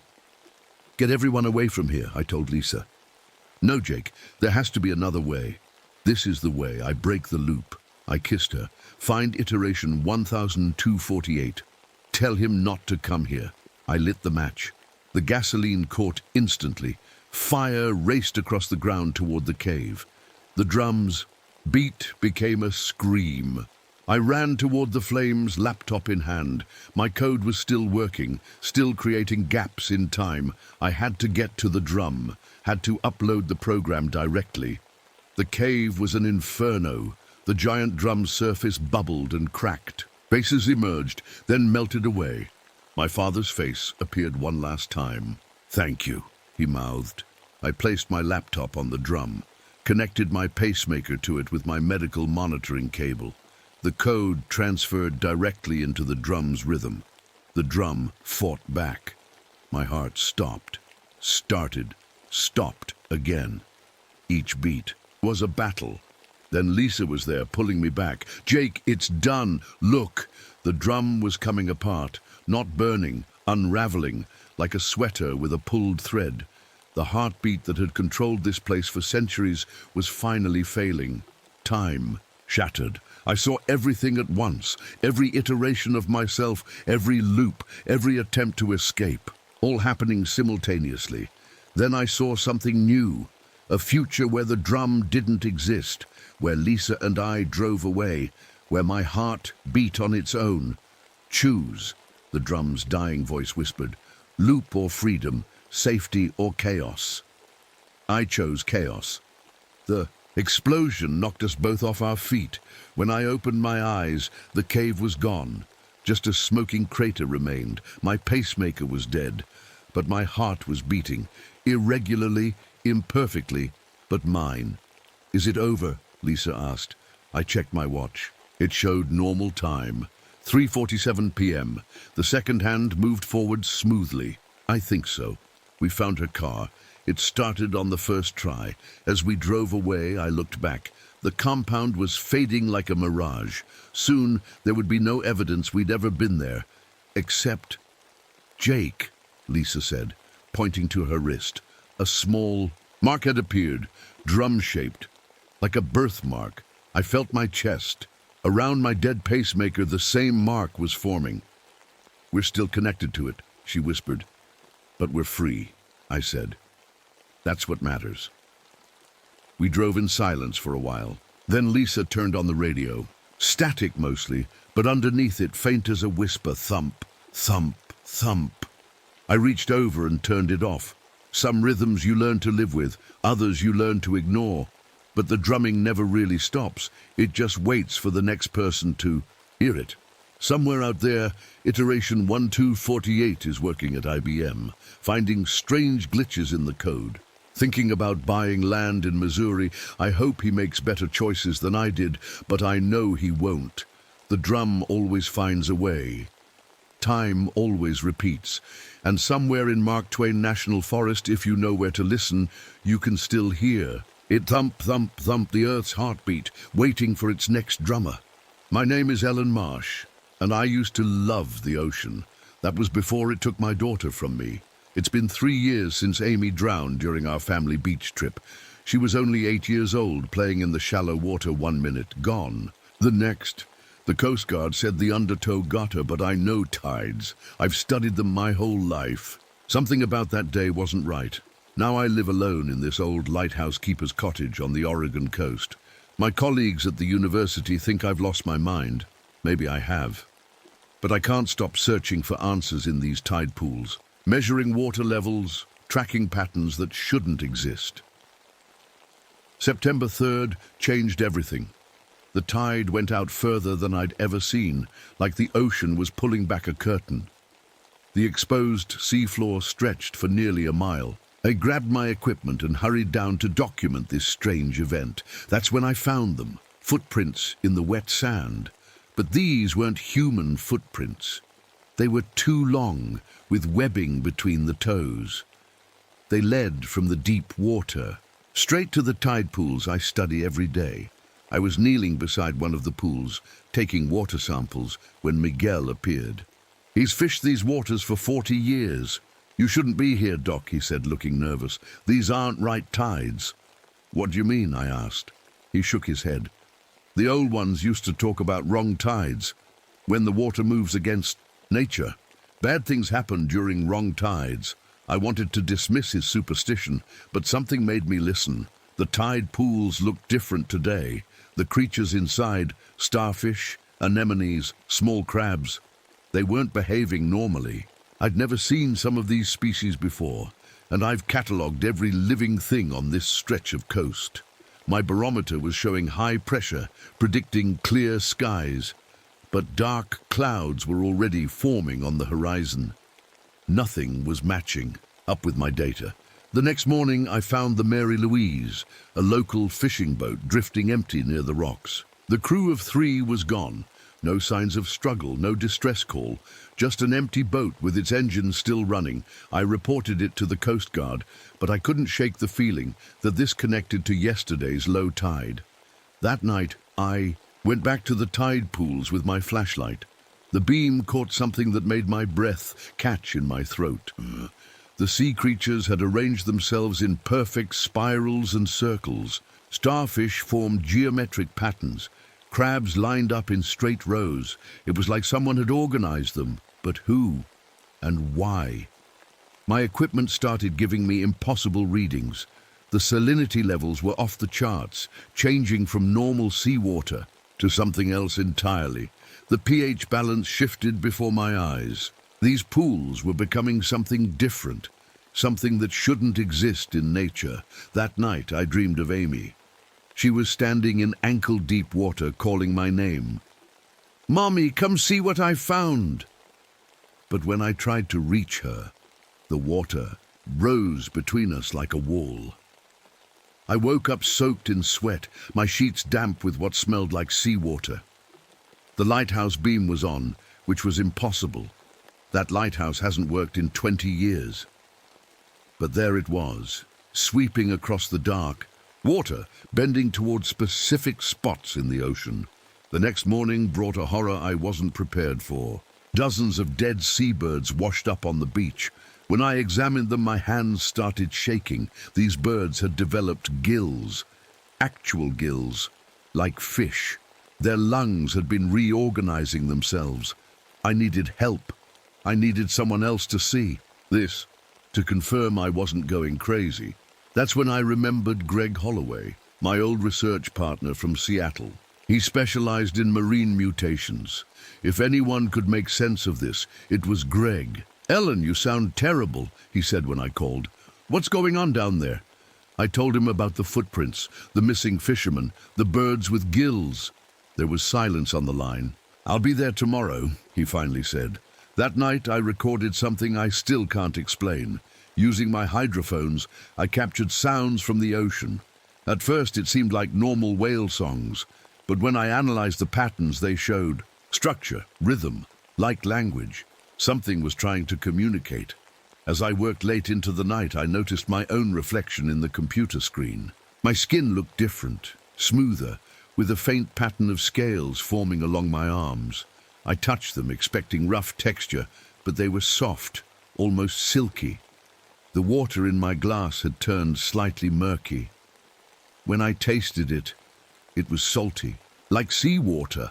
I found Dr. Beck's journal the next morning, washed up on the beach like it was meant for me to find. Dr. Nathaniel Beck had been the previous researcher stationed here. He vanished in 1979, leaving behind only questions. His waterlogged journal was barely readable, but what I could make out terrified me. His final entries talked about transformation, about the ocean calling him home, about something ancient living in these waters, something that had been waiting for the right time to emerge. The last legible line read, "We were never meant to leave the water. We're going home." I closed the journal and looked out at the tide pools. They were glowing faintly in the morning light, pulsing like a heartbeat. My skin tingled where the scales were forming. Greg would be here soon. I needed to show him everything before it was too late. Before I changed too much to explain what was happening to us all, the ocean was calling, and I was beginning to understand its language. Greg arrived on September 10th, driving his old Jeep through the morning fog. I hadn't seen him in 5 years, but he looked exactly the same. Tall, sandy hair, those thick glasses he refused to update. "Ellen," he said, hugging me at the door, "you look different." I pulled my sleeves down to cover the scales. "Just tired. Come on, I'll show you what I found." We walked down to the tide pools. The fog was thick, but I knew every rock, every pool by heart.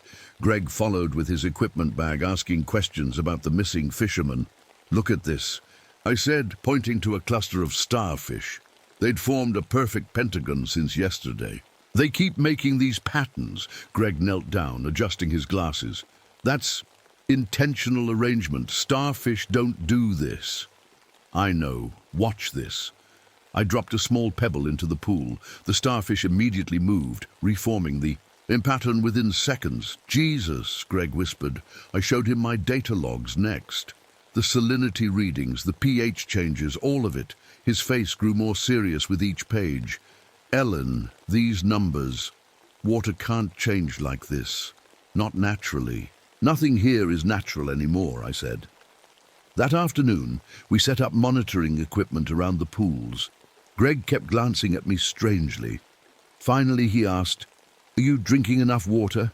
You look dehydrated." I realized I hadn't had a glass of fresh water in days. Hadn't felt thirsty either. "I'm fine," I lied. The weather turned strange again. My barometer showed high pressure, but storm clouds gathered overhead. The wind smelled like deep ocean. That seaweed and salt smell you get miles from shore. "Something's wrong with your equipment," Greg said, tapping the barometer. "No," I said. "Something's wrong with the weather." That night, Greg insisted on cooking dinner. As he chopped vegetables, I noticed him favoring his right hand. "Cut yourself?" I asked. He held up his palm. 3 parallel cuts ran across it. "Weird. Thing happened. I touched one of those barnacle clusters, and they were razor sharp. But look." He showed me the cuts. They weren't bleeding red. The blood had a bluish tint. "Greg, we should go to the hospital." "I feel fine. Better than fine, actually, like I can breathe easier here by the ocean." After dinner, we reviewed the hydrophone recordings. The whale songs had evolved into something more complex. Greg's expertise in marine communication was exactly what I needed. "These patterns," he muttered, scribbling notes. "They're not random. Look at this frequency range." He pointed to the screen. "That's similar to dolphin communication, but more sophisticated. Can you translate it?" "Not yet, but something's definitely trying to send a message." Around midnight, I heard splashing outside. Greg stood knee-deep in a tide pool, fully clothed, staring at the water. "Greg, what are you doing?" He turned slowly. In the moonlight, I saw his neck. 3 small slits had opened on each side, like gills. "I can hear them, Ellen," he said dreamily. "They're singing." I pulled him out of the water. His clothes were soaked, but he wasn't shivering. His skin felt warm, too warm. "We need to leave," I said. "This place is changing us." "Changing us back," he corrected. "Don't you feel it? We belong here." I helped him inside, but I knew he was right. My own skin had more scales now, spreading up my neck. When I took a shower, I found myself breathing the water in, feeling it fill my lungs without choking. The next day, Greg's transformation accelerated. He spent hours in the tide pools, coming back with more gill slits, his fingers starting to web. But his mind remained sharp. He kept taking notes, recording data. "Look at this," he said, showing me water samples under the microscope. "The cellular structure is changing. These aren't normal ocean microorganisms anymore." I peered through the lens. The tiny creatures moved in coordinated patterns like a microscopic dance. "They're evolving," Greg continued, "or maybe reverting to something older." That evening, the lighthouse beam turned on again by itself. But this time it didn't sweep in circles. It pointed straight out to sea, fixed on one spot. "There's something out there," I said. Greg nodded. "Tomorrow's tide will be the lowest of the year, lower than it should be according to the charts. Whatever's out there, I think it wants us to find it." I checked my notes from Dr. Beck's journal. He'd mentioned extreme low tides. 2, and caves, underwater caves that were only accessible when the ocean pulled back far enough. "Greg, I think I know where the Mary Louise crew went. And Dr. Beck. He looked at me with eyes that were no longer fully human. Then we'll go tomorrow. During the low tide, that night I dreamed of Amy again. But this time she wasn't calling for help. She was swimming, laughing, breathing underwater like it was the most natural thing in the world. When she saw me, she smiled. Don't be scared, Mommy. You're coming. Home too. I woke to find my pillow soaked with salt water. My tears had changed. Everything was changing. Greg was already outside, standing at the edge of the water. The tide was pulling back, revealing the ocean floor. In the distance, I could see dark openings in the exposed rocks. Caves. It's time, he said, his voice carrying strange harmonics. They're waiting for us. I grabbed my underwater camera and flashlights. Whatever was in those caves, I needed proof. I needed answers about Amy. As we walked across the wet sand toward the caves, dead fish lay everywhere. But they weren't dead from being out of water. They'd grown lungs, crude, half-formed lungs, like evolution in Fast Forward. Or maybe Greg was right. Maybe it wasn't evolution at all. Maybe it was something coming home. The entrance to the cave was bigger than I expected, wide enough for 3 people to walk side by side. Water dripped from the ceiling, each drop echoing in the darkness. Ellen, look at this, Greg said, running his hand along the cave wall. The rock wasn't natural. It was smooth, polished, with symbols carved into it. They looked almost like writing, but no language I'd ever seen. I started taking pictures while Greg waded deeper into the cave. His breathing had changed, a wet, rhythmic sound that seemed to match the dripping water. There's light ahead, he called back. Some kind of bioluminescence. We turned a corner and stopped dead. The cave opened into a massive chamber, lit by a soft blue glow from the walls themselves. In the center was a pool of the clearest water I'd ever seen, so pure it looked almost silver. This shouldn't exist, I whispered. We're supposed to be at sea level. How can there be a chamber this big? Greg wasn't listening. He was kneeling by the pool, staring into its depths. They're down there, he said. I can hear them calling. I grabbed his shoulder. Greg, don't! But he was already sliding into the water. I expected him to splash, to struggle. Instead, he sank gracefully, breathing the water like air. His gill slits opened fully, fluttering with each breath. I had to make a choice. Let him go alone, or follow. I thought of Amy, of her voice in my dreams, of all the questions that had haunted me for 3 years. I jumped in. The water was warm, welcoming. My lungs burned for a moment, then didn't. I was breathing liquid, but it felt natural. Right. My skin tingled as more scales spread across my body. We swam down through a tunnel that opened into another chamber. This one was even larger, with structures that couldn't be natural. Columns, archways, what looked like ancient machinery made of coral and shell. Bodies floated in alcoves along the walls, perfectly preserved. I recognized some of them. The crew from the Mary Louise, other missing fishermen. But they weren't dead. Their chests moved slightly. Their bodies showed various stages of transformation, and there was Dr. Beck. After 45 years, he looked exactly like his photo, suspended in time and water.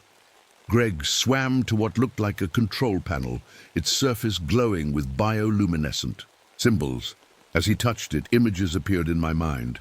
Not pictures exactly, but memories that weren't mine.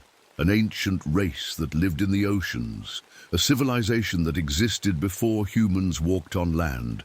They had technology we couldn't imagine, powered by water itself. But something happened. A catastrophe that forced them to change, to adapt. Some went deeper into the ocean. Others chose to evolve, to walk on land. They became us, humans, but now they were calling us back.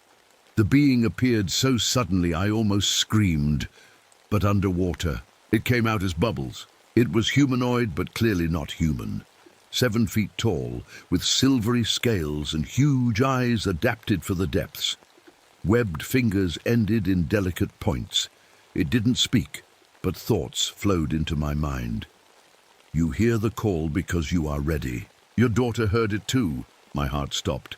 Amy, she did not drown, she answered. She is with us, waiting for you to complete your journey. The being showed me more memories. The lighthouse wasn't just a lighthouse, it was a beacon, a marker for a gate between worlds. The tide pools were testing grounds, slowly changing those who were ready to return. Why now, I asked in my mind. Your species is killing the oceans. If they die, we all die. Some of you must return, must remember the old ways. You will be the bridge. Greg was swimming in circles now, his transformation nearly complete. His legs had fused, forming a powerful tail. His fingers were fully webbed, but his eyes still held intelligence, recognition when he looked at me. I want to see my daughter, I said. Soon. First, you must choose. You can still go back, though. Each hour makes it harder. Or you can embrace what you truly are. I thought about my life on land, the university that had rejected my research, the empty house, the years of searching for answers. Then I thought about Amy, about breathing water, as naturally as air, about a whole civilization waiting beneath the waves. The others who are changing, they don't know what's happening to them. Most are not ready for the truth. They will transform in peace, without fear. Some, like you and your companion, need to understand. You will be teachers, and those who don't hear the call, they will remain on land. Both worlds need inhabitants, but the bridges between them must be rebuilt. I looked at my own hands, webbed now, graceful in the water. My legs tingled, beginning their own transformation. Above us, I could hear the tide returning. Soon this cave would be underwater again. I need to leave something behind, I said. Evidence, so others will know. The being nodded. Your recording devices still function. Leave what messages you must. I swam back to my waterproof camera and recorder. As I dictated my final report, I watched Greg exploring the ancient machinery, his scientist's mind still curious even as his body changed. My name is Dr. Ellen Marsh, I spoke into the recorder. What I thought was a curse is actually a gift. We're not being invaded or attacked. We're being invited home. The ocean isn't taking us, it's welcoming us back. I described everything I'd seen. The chambers, the preserved bodies, the ancient technology. I explained about the transformation, how it felt, what to expect. To whoever finds this, if you hear the ocean calling, don't be afraid. And if you don't hear it, please, take care of the seas. They're more than just water. They're memory. They're home.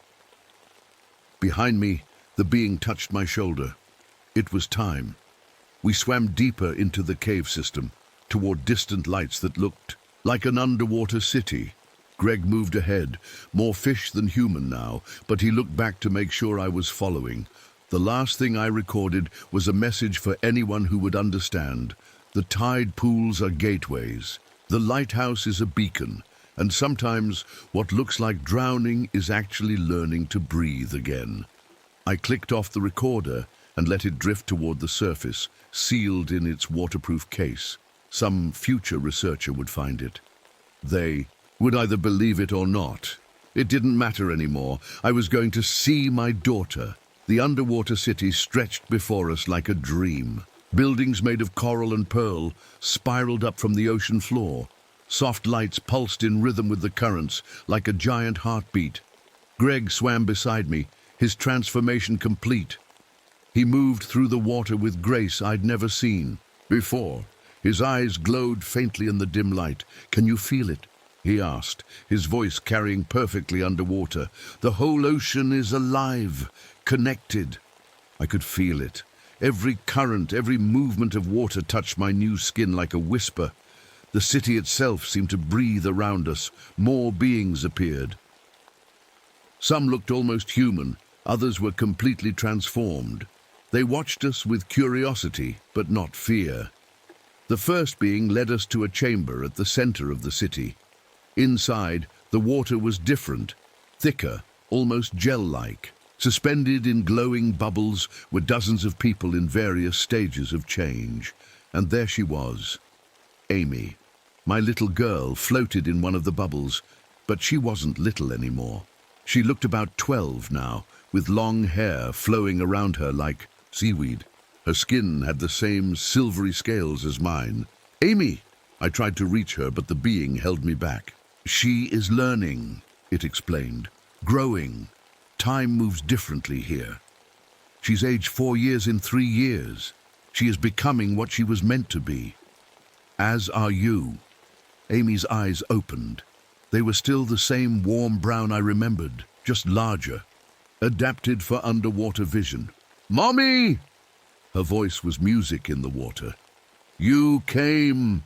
The bubble dissolved, and she swam into my arms. She was real, solid, alive. I'm sorry I left, she whispered, but I had to follow the singing. They said you'd come when you were ready. I held her tight, feeling her gills flutter against my arm. I'm here now. I'm not leaving again.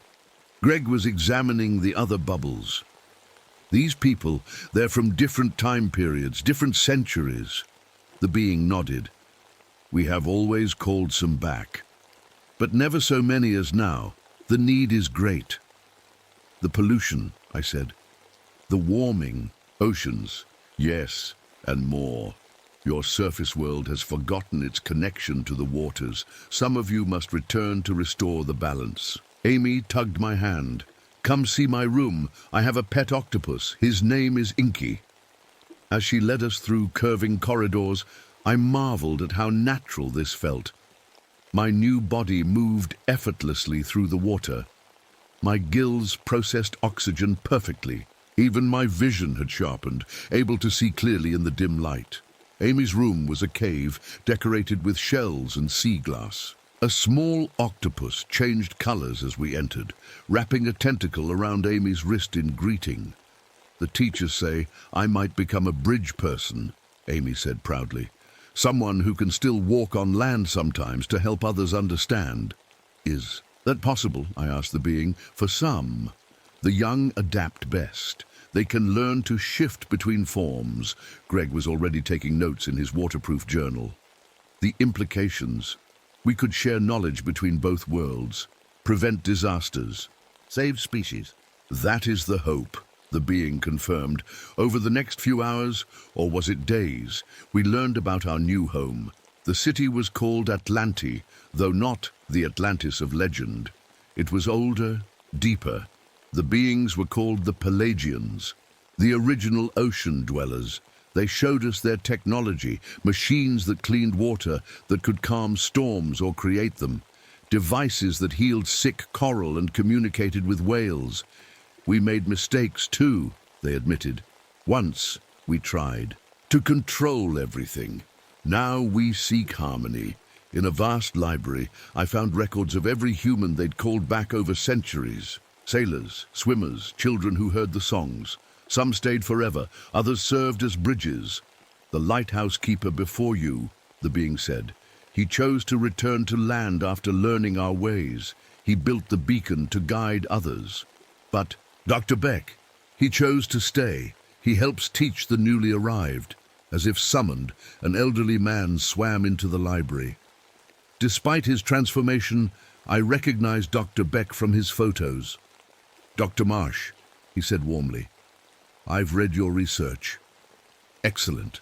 Work on tidal patterns. It was surreal, discussing academic papers while floating in an underwater library. But Beck explained how my research had been guided all along. You were always meant to find us, he said. Your work opened your mind to the impossible. That night, if they even had night here, Amy showed me how to navigate by feeling the currents. Greg was in the labs, working with Pelagian scientists to understand the transformation process. Mom, Amy said as we swam through glowing gardens of anemones, are you happy here? I thought about it. The constant ache of loss was gone. The questions that had tormented me were answered, and I was with my daughter again. Yes, I said honestly, I think I am. But later, floating alone in my chamber, I thought about the surface world, about the people who would never hear the call, about the oceans that still needed protecting. The being appeared beside me, reading my thoughts. You wonder about your purpose now. I'm grateful to be here, to have Amy back, but you hear another calling, to help both worlds. I nodded. Then perhaps you are meant to be a bridge as well. Some must stay and learn, others must go back and teach. Can I really go back after changing this much? The choice is always yours. But know this, once you leave these waters, returning becomes harder each time. The surface world has ways of making you forget. I spent the night thinking, watching the gentle pulse of the city lights. In the morning, or what felt like morning, I made my decision. I want to learn everything I can, I told the council, of beings, and then I want to help others understand. Both worlds need to survive, Amy understood. Will you visit? She asked. Every chance I get. Greg chose to stay. This is where I belong now, he said, but I'll send research back with you. Proof. They gave me a small device like a shell that hummed with energy. It will help you shift between forms, they explained, and let you return here when needed. My transformation wasn't reversed, just paused. I could look human enough to pass, though I'd never be completely the same. Before I left, they showed me one last secret. A map of other sites around the world, other beacons, other cities. You are not alone in this work, they said. Find the others, build the bridges. As I swam back toward the surface, I felt the weight of responsibility, but also hope. The ocean had taken my daughter, yes, but it had also given her back, and now it had given me a purpose. The lighthouse beam guided me home, bending its light to show the way. In my mind, I was already planning. Research papers that would sound just credible. Enough. Conservation efforts that would protect the right areas.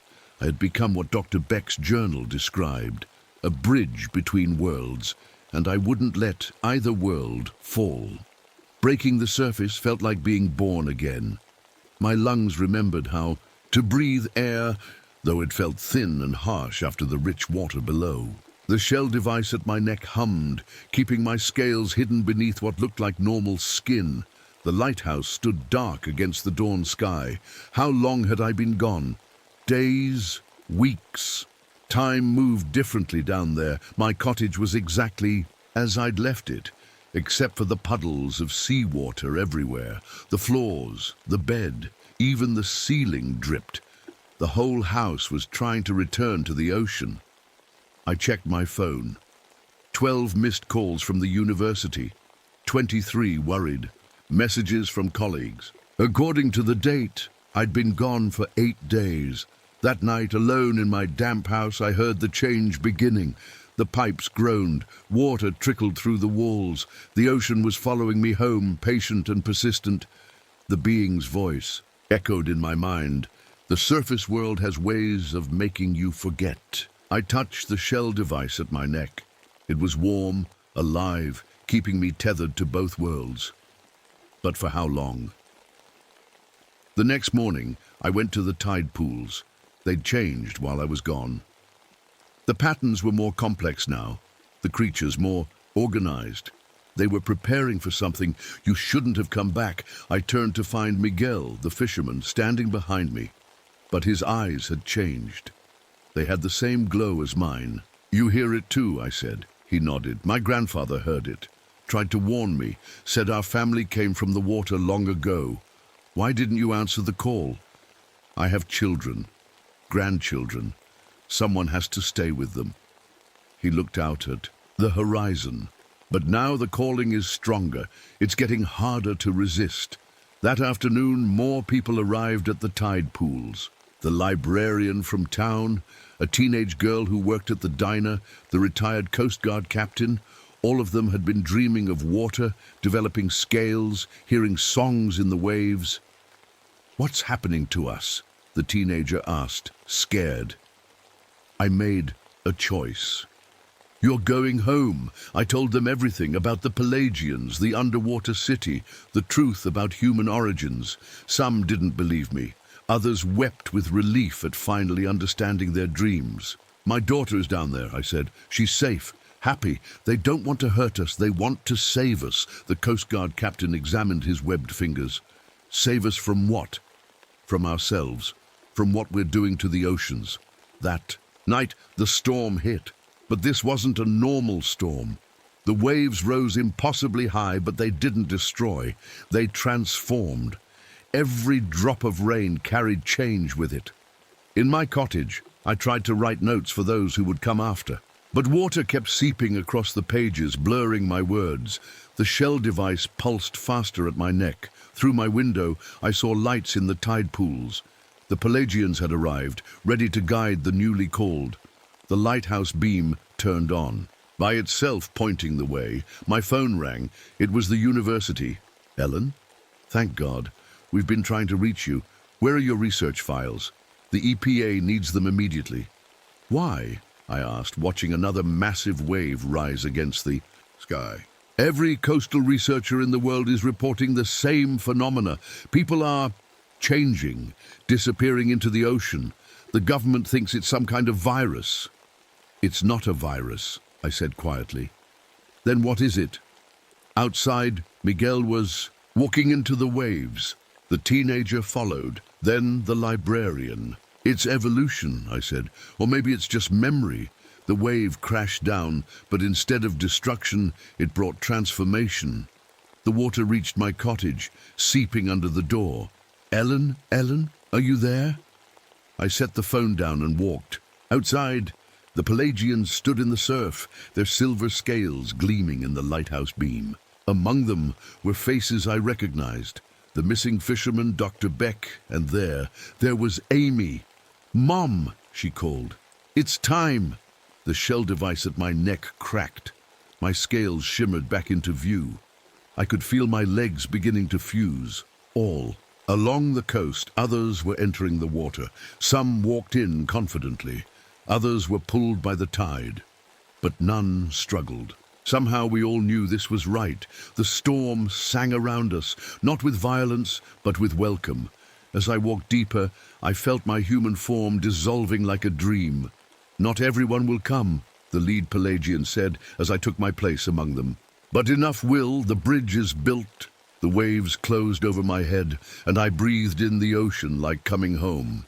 Above us, the lighthouse beam swept across empty beaches.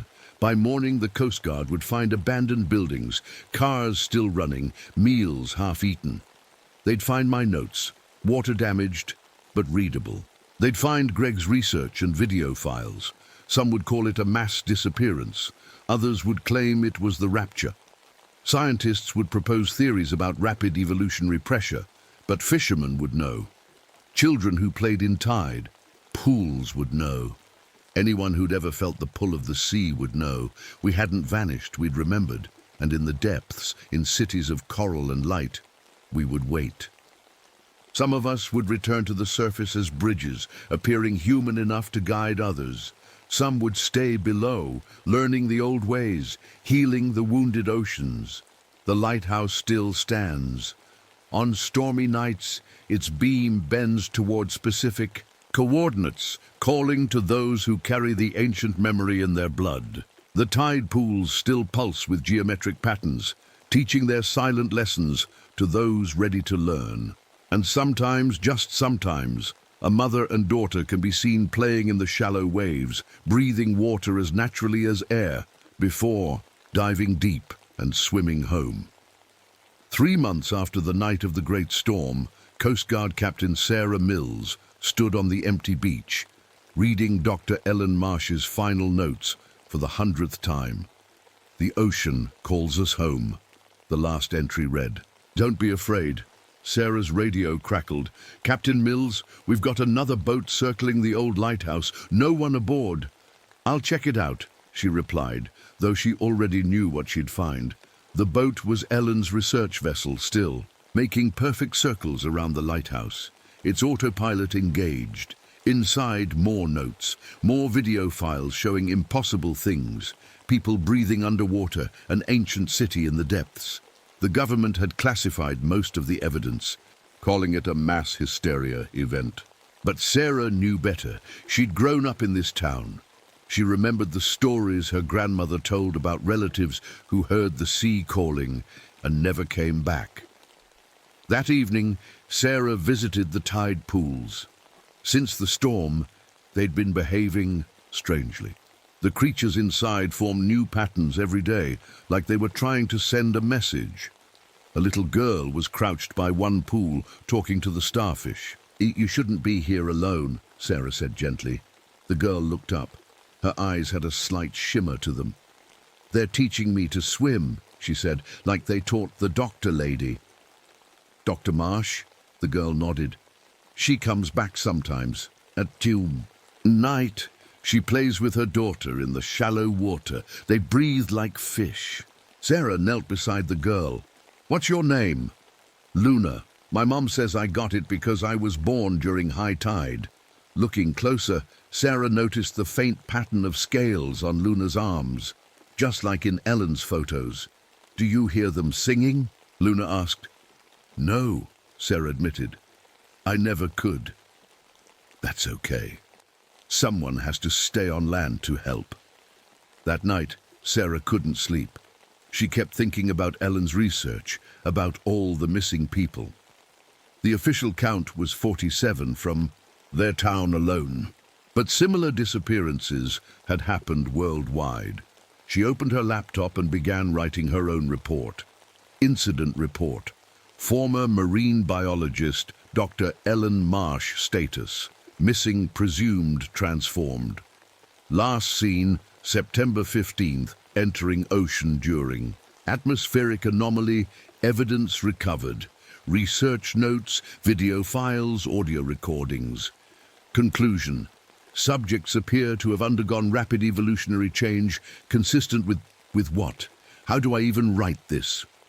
Her phone buzzed. A text from an unknown number. "Some truths are too big for reports.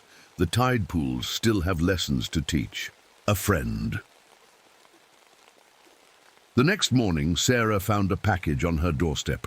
Inside was one of Ellen's journals, pages still damp with seawater.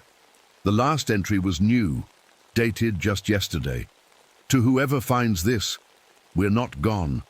We're just different now. Every culture has stories of people returning to the sea, mermaids, selkies, water spirits.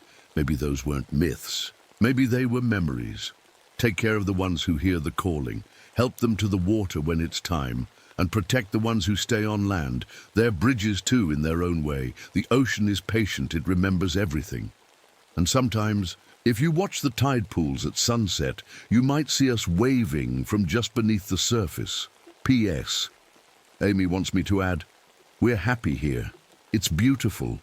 And yes, I really do have a pet octopus named Inky."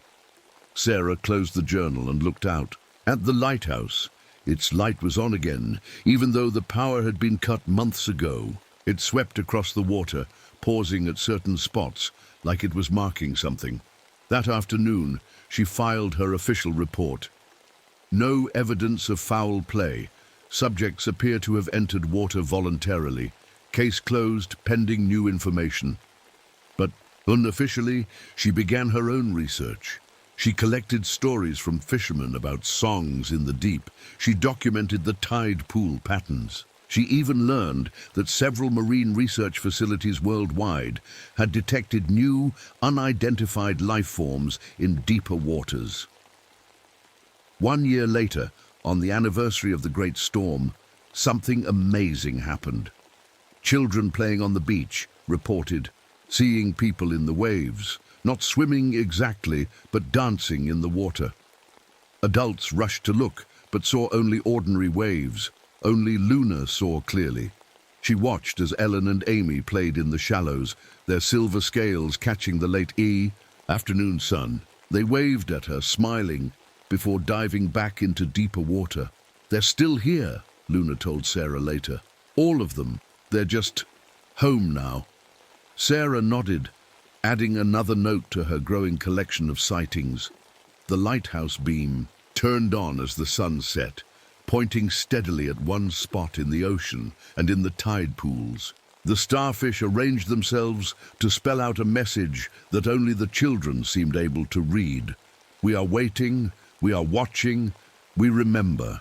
The ocean kept its secrets, but shared them with those who knew how to listen. And sometimes, on very still nights, if you stood at the edge of the water and closed your eyes, you could almost hear them singing. A song of coming home. My name is Bobby Whitman, and I came to these Kentucky hills to get away from people. After what happened in Vietnam, I couldn't trust anyone anymore, not even myself sometimes. It was March of 1978 when I first drove up that winding dirt road to my uncle's old mining property. The locals in town had given me strange looks when I mentioned where I was headed. "That old Whitman place?" the gas station attendant had said, shaking his head. "Ain't nobody lasted long up there?" I didn't care. I needed somewhere quiet, somewhere I could be alone with my thoughts, even if those thoughts weren't always friendly. The war had done things to my head, made me see enemies where there weren't any, made me doubt if the people around me were really who they said they were. See, in Vietnam, my unit had what they called a friendly fire incident. We shot our own commanding officer, except it wasn't really him. I know that sounds crazy, but I swear the man we killed looked exactly like Lieutenant Harrison. Same face, same voice, same way of walking. But the real Harrison was back at base camp. He showed up an hour later, wondering why we were all shaking like leaves. Nobody believed us about the double. They said the heat and stress got to us, gave me a medical discharge and a bottle of pills I never took, but I knew what I saw. There were 2 Harrisons that day, and we killed one of them. My Uncle Pete had left me his property in his will after he died last winter.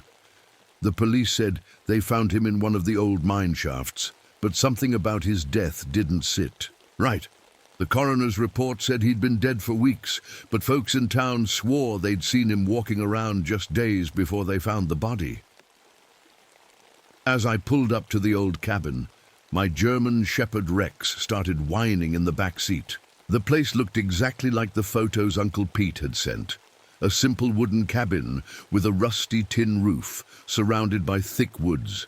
Behind it, the entrance to the old coal mine gaped like a black mouth in the hillside. I spent my first day setting up security around the property.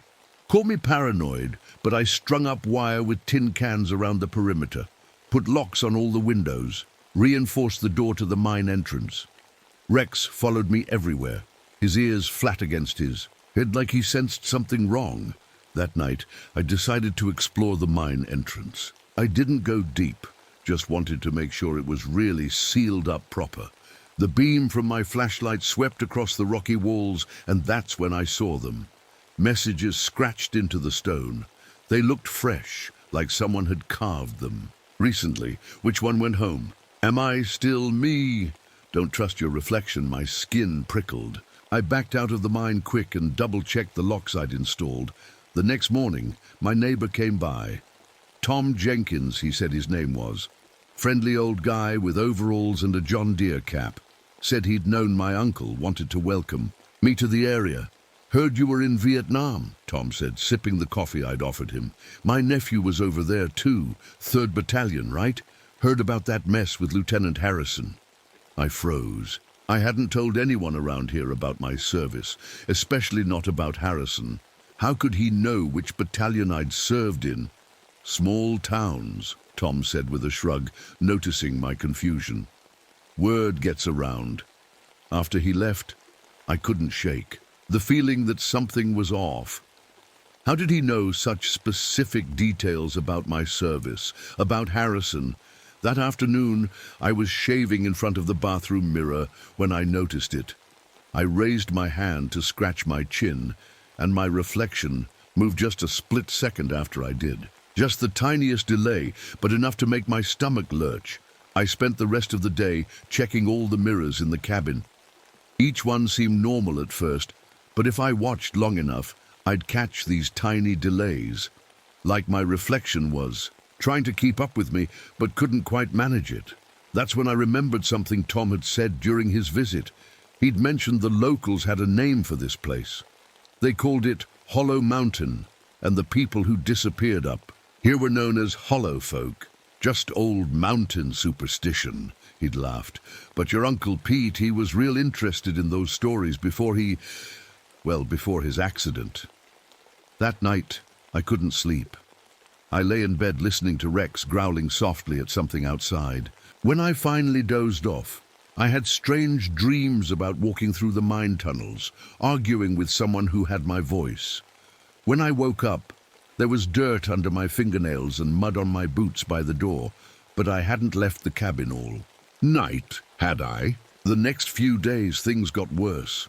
Rex started acting strange. He'd growl at my own footprints in the mud outside, like they belonged to somebody else.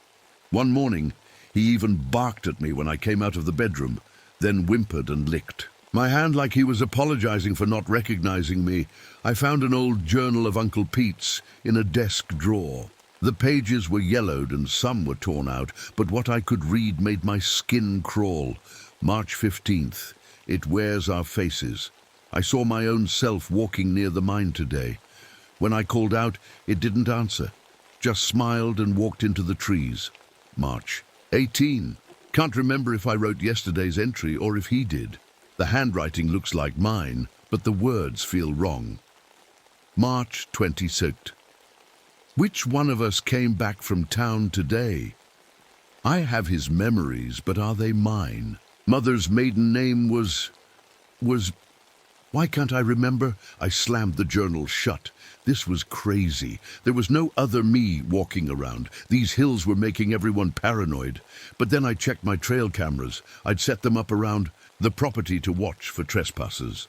When I reviewed the footage from last night, I saw something that made my coffee mug slip from my hand.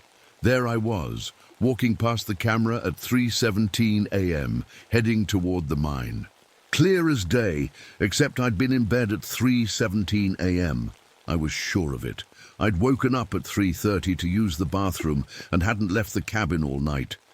I played the footage again. It was definitely me. Same jacket, same boots, same way of walking. But it couldn't be. That afternoon, Tom visited again. He brought fresh eggs from his chickens and said his wife had baked too many pies. But something was off about him. His dog, a little beagle he usually brought along, stayed in his truck, whimpering, and refusing to come near him. "Everything all right, Bobby?" Tom asked. "You look like you've seen a ghost." "Just tired," I said. "Not sleeping well."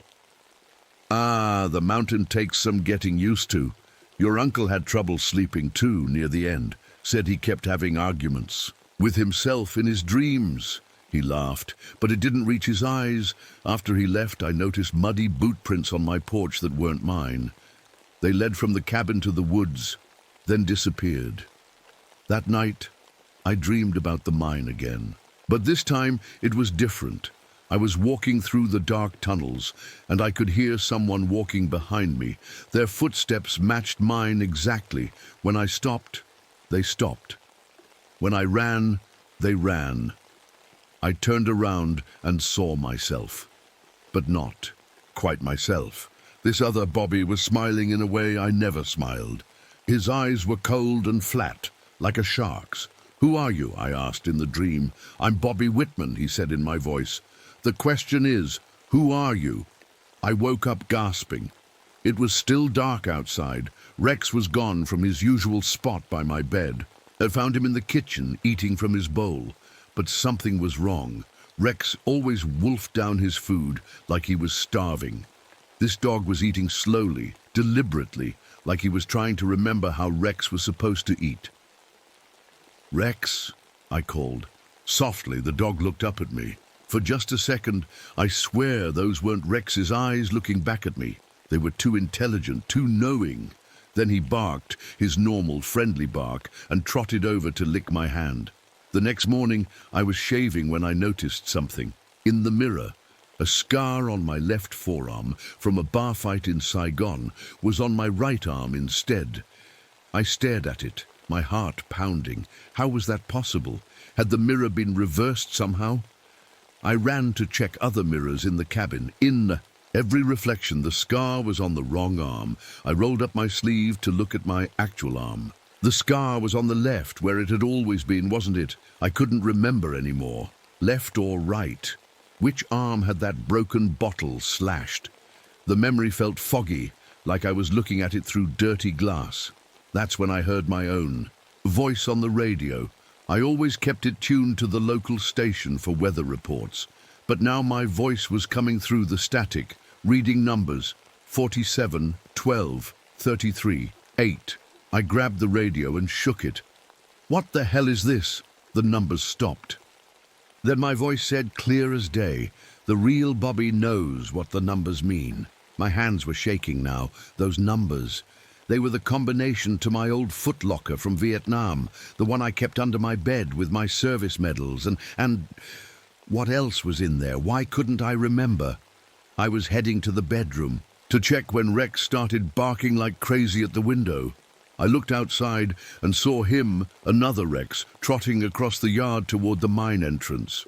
But Rex was right beside me, still barking at his double. "What's going on, boy?" I whispered. Rex whined and pressed against my leg. We watched as the other Rex disappeared into the woods. I knew I should pack up and leave, get as far away from this place as possible. But something kept me here. Maybe it was the same thing that kept Uncle Pete here until it killed him. Or maybe I'd already tried to leave. Maybe I'd packed my truck a dozen times and always ended up back in this cabin, not remembering why I unpacked. The thought made me sick to my stomach. That afternoon, I decided to look through more of Uncle Pete's things. In an old shoebox under his bed, I found photographs, pictures of the cabin, the mine, the woods around the property.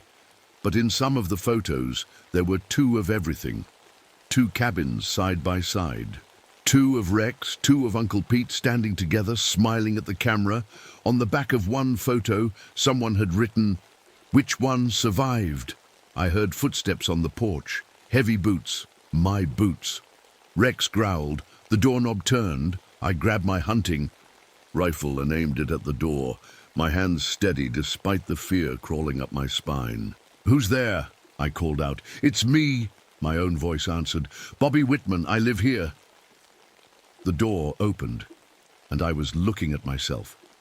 Same clothes I was wearing, same mud on the boots, same rifle in his hands, pointed right at me. We stood. There two Bobby Whitmans, each claiming to be real. "You're not me," I said. "That's exactly what I was going to say," he replied. Rex looked between us, whimpering in confusion. He couldn't tell which one of us was his real master. Neither could I. The other Bobby lowered his rifle first. "We need to talk," he said. "This has been going on longer than either of us realizes." I kept my gun raised. "How do I know you're not whatever's in that mine?"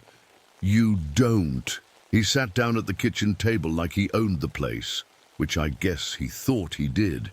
"But I can tell you things only the real Bobby would know, like how we really got that scar. It wasn't a bar fight in Saigon. It was from climbing through a barbed wire to save Private Jackson." My throat went dry. I'd been telling the bar fight story so long, I'd almost forgotten the truth myself. "Or how about this?" he continued. "The real reason we can't sleep at night isn't just Harrison. It's because we're the one who spotted the second Harrison first, but we didn't say anything for 10 minutes. 10 minutes where 6 more men died." The East rifle felt heavy in my hands.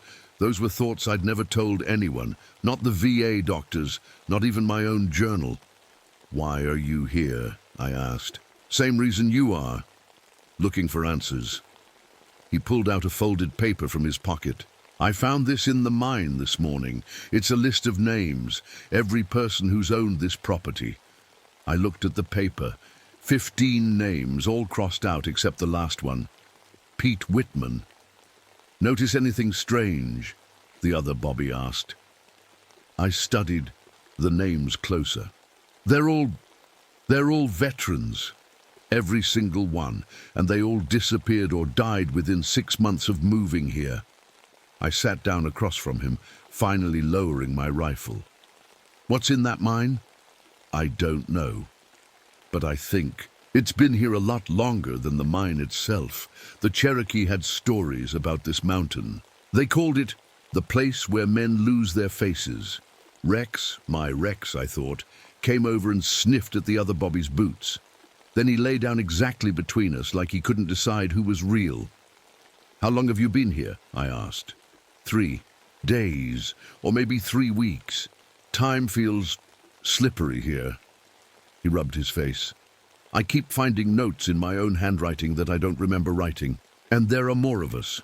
More? I've seen at least 3 other Bobbies around the property. One lives in a tent in the woods. Another one's been sleeping in the mine. And there's one who only comes out at night. My head was spinning. This is insane, is it? Think about Harrison. What if there wasn't just one double? What if that thing can make as many copies as it wants? I thought about the multiple dogs, the 2 versions of Tom, all those crossed out names on the property deed. We need to figure out which one of us is real, I said. The other Bobby laughed, but it wasn't a happy sound. What if none of us are? What if the real Bobby Whitman died in Vietnam, and we're all just echoes? Before I could answer, there was a knock at the door. Not a normal knock. It was the exact pattern I used. 3 quick, 2 slow. We looked at each other. Don't answer. The other Bobby whispered, but I was already walking to the door. I had to know. I opened it and saw myself again.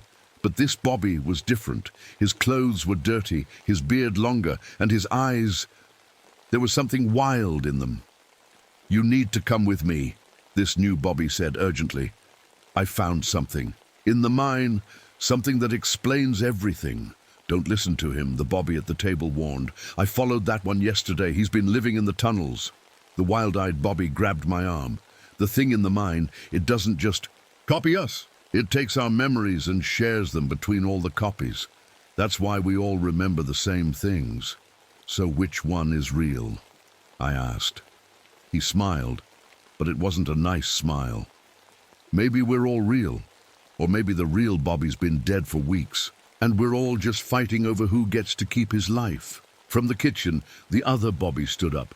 Don't go with him. I've been watching the mine entrance. Things that go in don't always come back out. And when they do, what? They come back wrong. Like Tom. I remembered Tom's cold eyes, the way his own dog feared him. Tom's been dead for 3 weeks, the wild Bobby said. I found his body in shaft number 6, but something's still visiting you wearing his face. My head was pounding. I couldn't tell what was real anymore. We need to work together, I said finally. All of us. Figure out what's really going on. Both. Bobbies shook their heads. Can't trust the others, said the one at the table. They might not even be human anymore, added the wild one. That night, I couldn't sleep. I kept thinking about all the other Bobbies out there. Were they thinking the same thoughts, having the same fears? I got up and went to the kitchen for water. Through the window, I saw a light in the mine entrance. Someone was in there. I grabbed my flashlight and went outside. Rex followed me, but he wouldn't go near the mine. He sat at the entrance, whining. Smart. Dog, I muttered. I went in alone. The tunnel smelled like wet earth and something else, something like old meat. My flashlight beam swept across the walls, and I saw more scratch messages. I am Bobby Whitman. No, I am. We are all Bobby Whitman. Bobby Whitman is dead. I heard footsteps behind me and spun around. Another me stood there, but this one was different. His skin was pale, almost grey, and his eyes were solid black. Hello, Bobby, he said in my voice. Ready to meet the original? The original what? The original us, the one we all came from. He's been waiting to meet you. He turned and walked deeper into the mine. Against every instinct I followed. We went down tunnels I didn't remember, past equipment that looked decades old. Finally, we entered a large cavern. In the center was something that made my blood freeze. It was like looking at a twisted mirror. A figure sat on a pile of mining equipment. It had my face, my body, but everything was slightly wrong.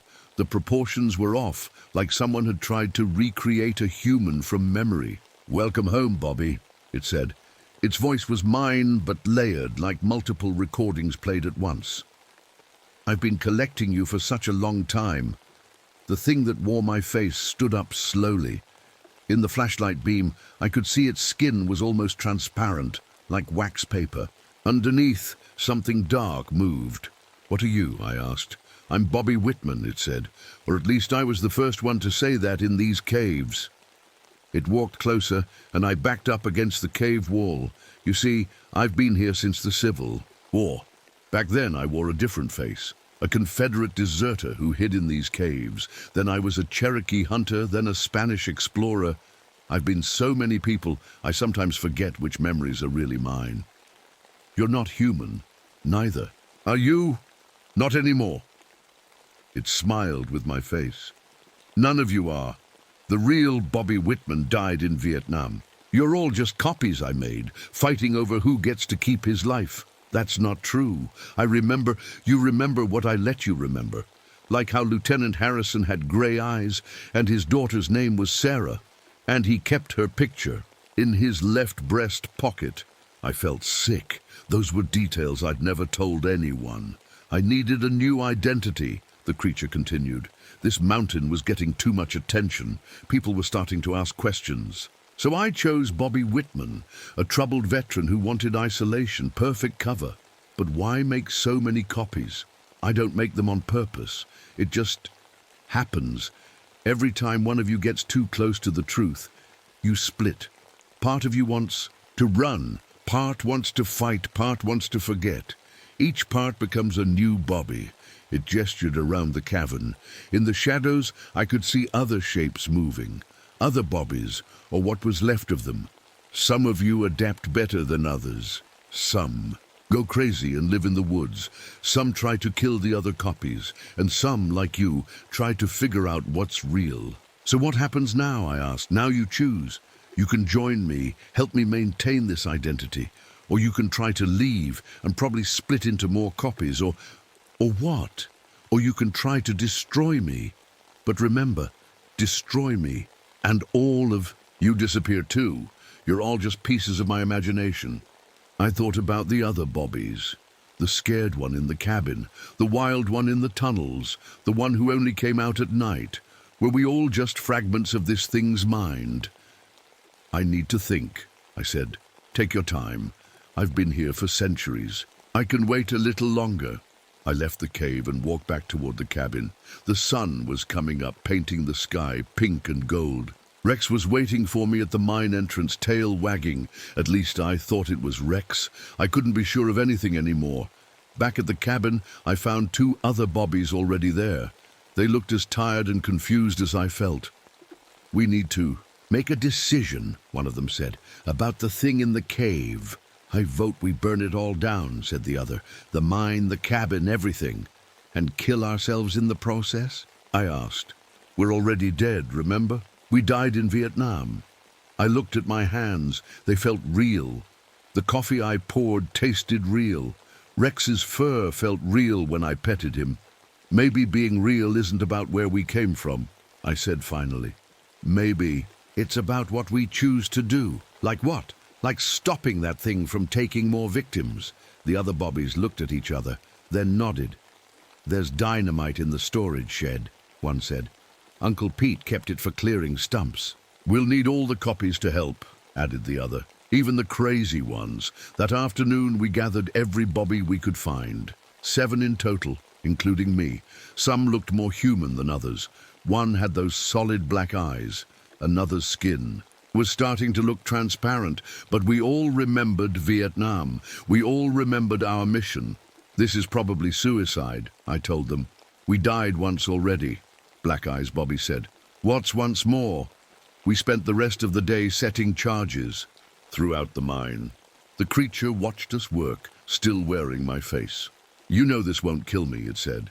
"I'll just wait until someone else comes along. Another troubled veteran looking for solitude." "Maybe," I said, connecting the last wire. "But they won't be named Bobby Whitman." As the sun started to set, We all gathered outside the mine entrance, 7 bobbies and at least 3 Rex dogs. I held the detonator in my hand. "Any last words?" I asked the others. "Yeah," said Wild Bobby. "We might not be real, but we chose to do something real." I pushed the button. The explosion shook the mountain. The mine entrance collapsed in a cloud of dust and rocks. The ground beneath us cracked and shifted, but I was still standing, still breathing. I looked around. The other bobbies were gone. There was only one Rex now, pressed against my leg and whimpering. Had it worked? Was the creature buried under tons of rock? Or had this whole thing been another one of its tricks? I walked back to the cabin and sat down at the kitchen table. I picked up Uncle Pete's journal and turned to the last page.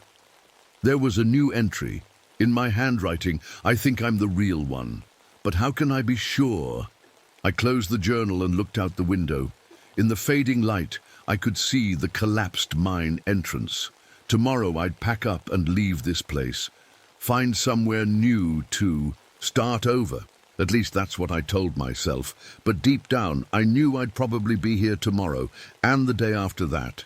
Still wondering, still questioning, because maybe that's what the creature wanted all along. Not to replace Bobby Whitman, but to make sure Bobby Whitman could never trust himself again.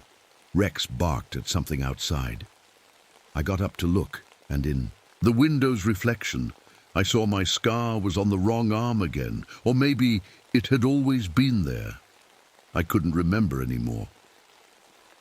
3 months later, I was still at the cabin. I'd packed my truck 6 times, but something always made me stay. A strange noise at night, a footprint that wasn't mine, another note in my handwriting that I didn't remember writing. The mine entrance was still collapsed, but sometimes I heard digging sounds from deep underground, like something was trying to get out, or maybe trying to get in. I stopped keeping a journal, couldn't trust my own words anymore. Some mornings I'd find pages filled with writing, arguments with myself about what was real, what wasn't. Which memories belonged to the real Bobby Whitman, if there ever was a real Bobby Whitman. Tom Jenkins, or the thing wearing his face, still visited sometimes. He'd bring eggs and make small talk, but his eyes were cold. His dog never came with him anymore. "You should come to town more," he'd say. "People are starting to talk." About what? About how there's more than one of you. Mrs. Henderson swears. She saw you at the grocery store and fixing her fence at the same time last Tuesday. I stopped going to town after that. One night, Rex woke me up growling. Not his normal growl. This was deeper, more scared. I grabbed my flashlight and looked out the window. In the moonlight, I could see someone standing at the reopened mine entrance. Someone who looked exactly like me. I watched as he walked into the darkness of the mine. Part of me wanted to follow, to finally get answers. But I stayed in bed, remembering what the creature had said. "Every time one of you gets too close to the truth, you split." The next morning I found a letter on my doorstep. "Bobby, I think I figured it out. We're not copies of a real person. We're copies of copies. Each generation gets a little more wrong, like a photocopy of a photocopy.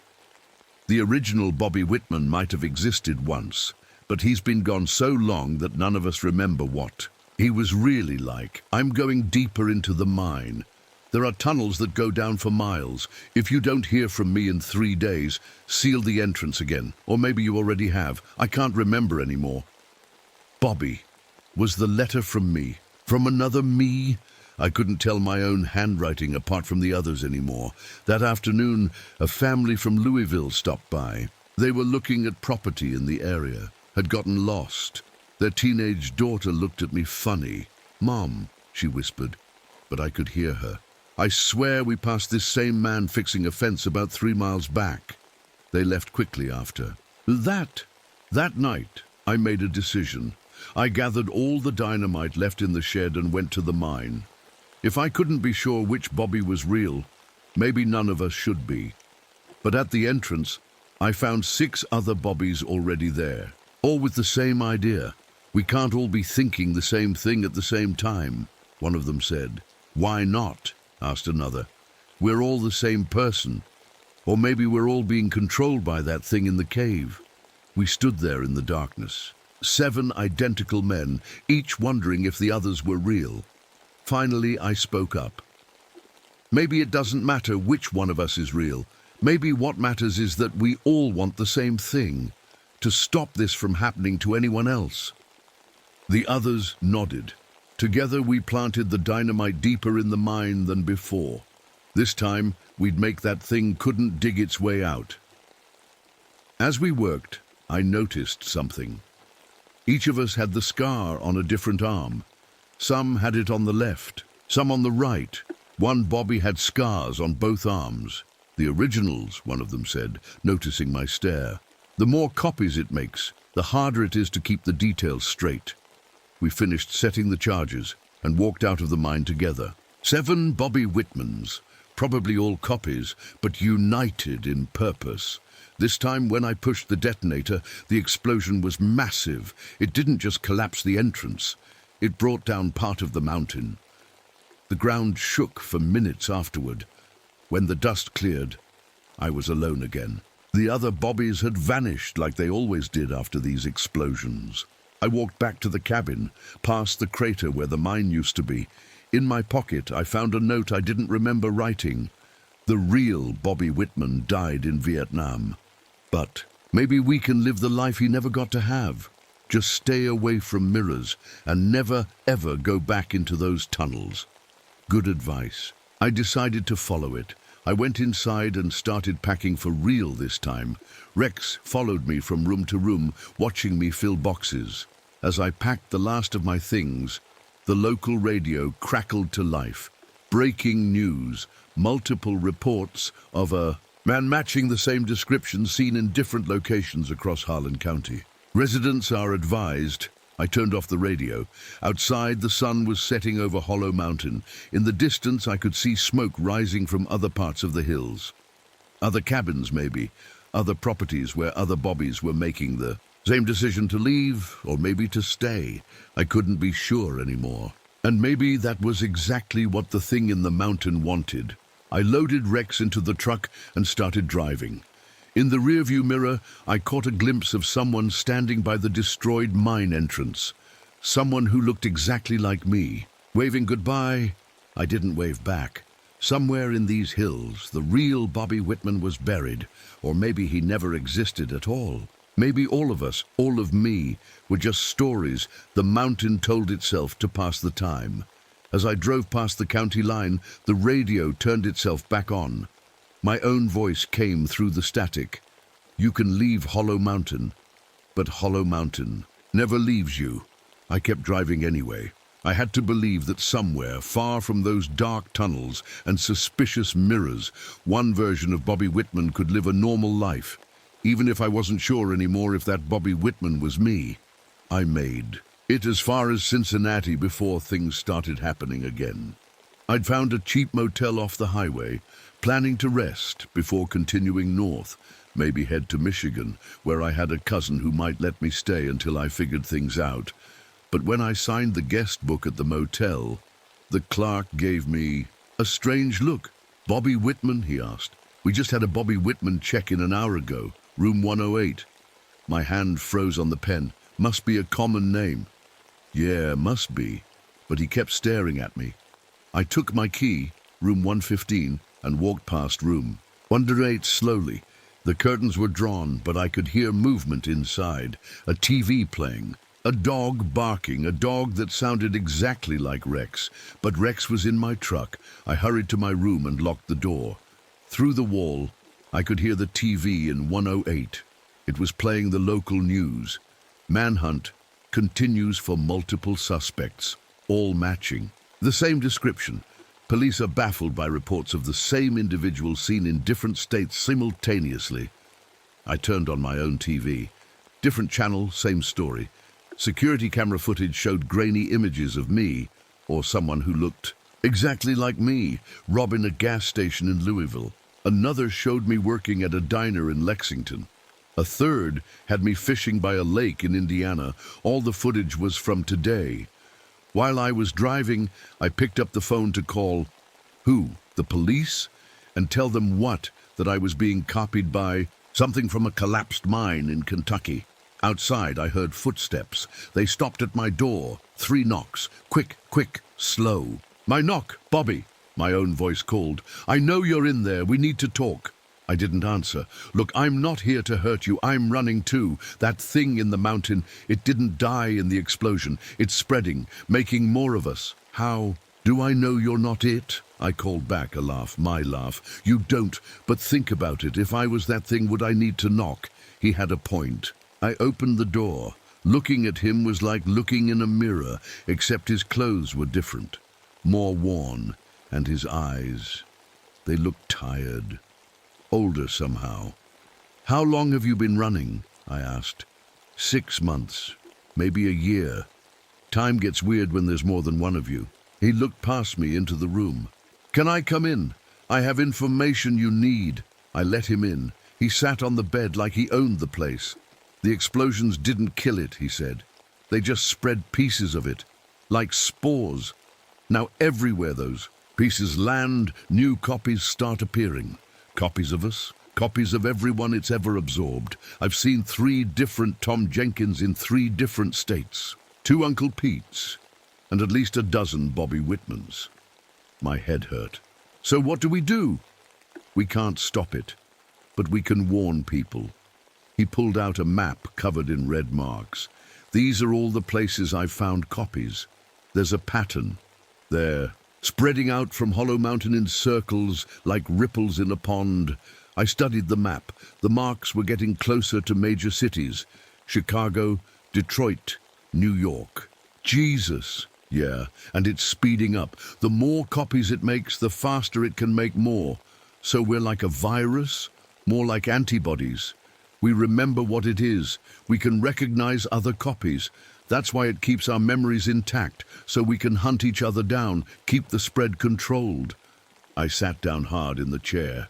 This is insane, is it? You saw Harrison in Vietnam. That thing's been doing this for centuries. We're just the latest faces it's wearing. Outside, a dog started barking. Then another, and another. The other Bobby stood up quickly. We need to go, now. Why? Because when the dogs start barking like that, it means more copies are coming. And not all of them are friendly. We grabbed our things and ran to the parking lot. My truck was surrounded by 3 identical versions of Rex, all barking at each other, and walking toward us from different directions were 4 more Bobby Whitmans. But something was wrong with these copies. Their movements were jerky, unnatural, like puppets being controlled by something that didn't quite understand how humans moved.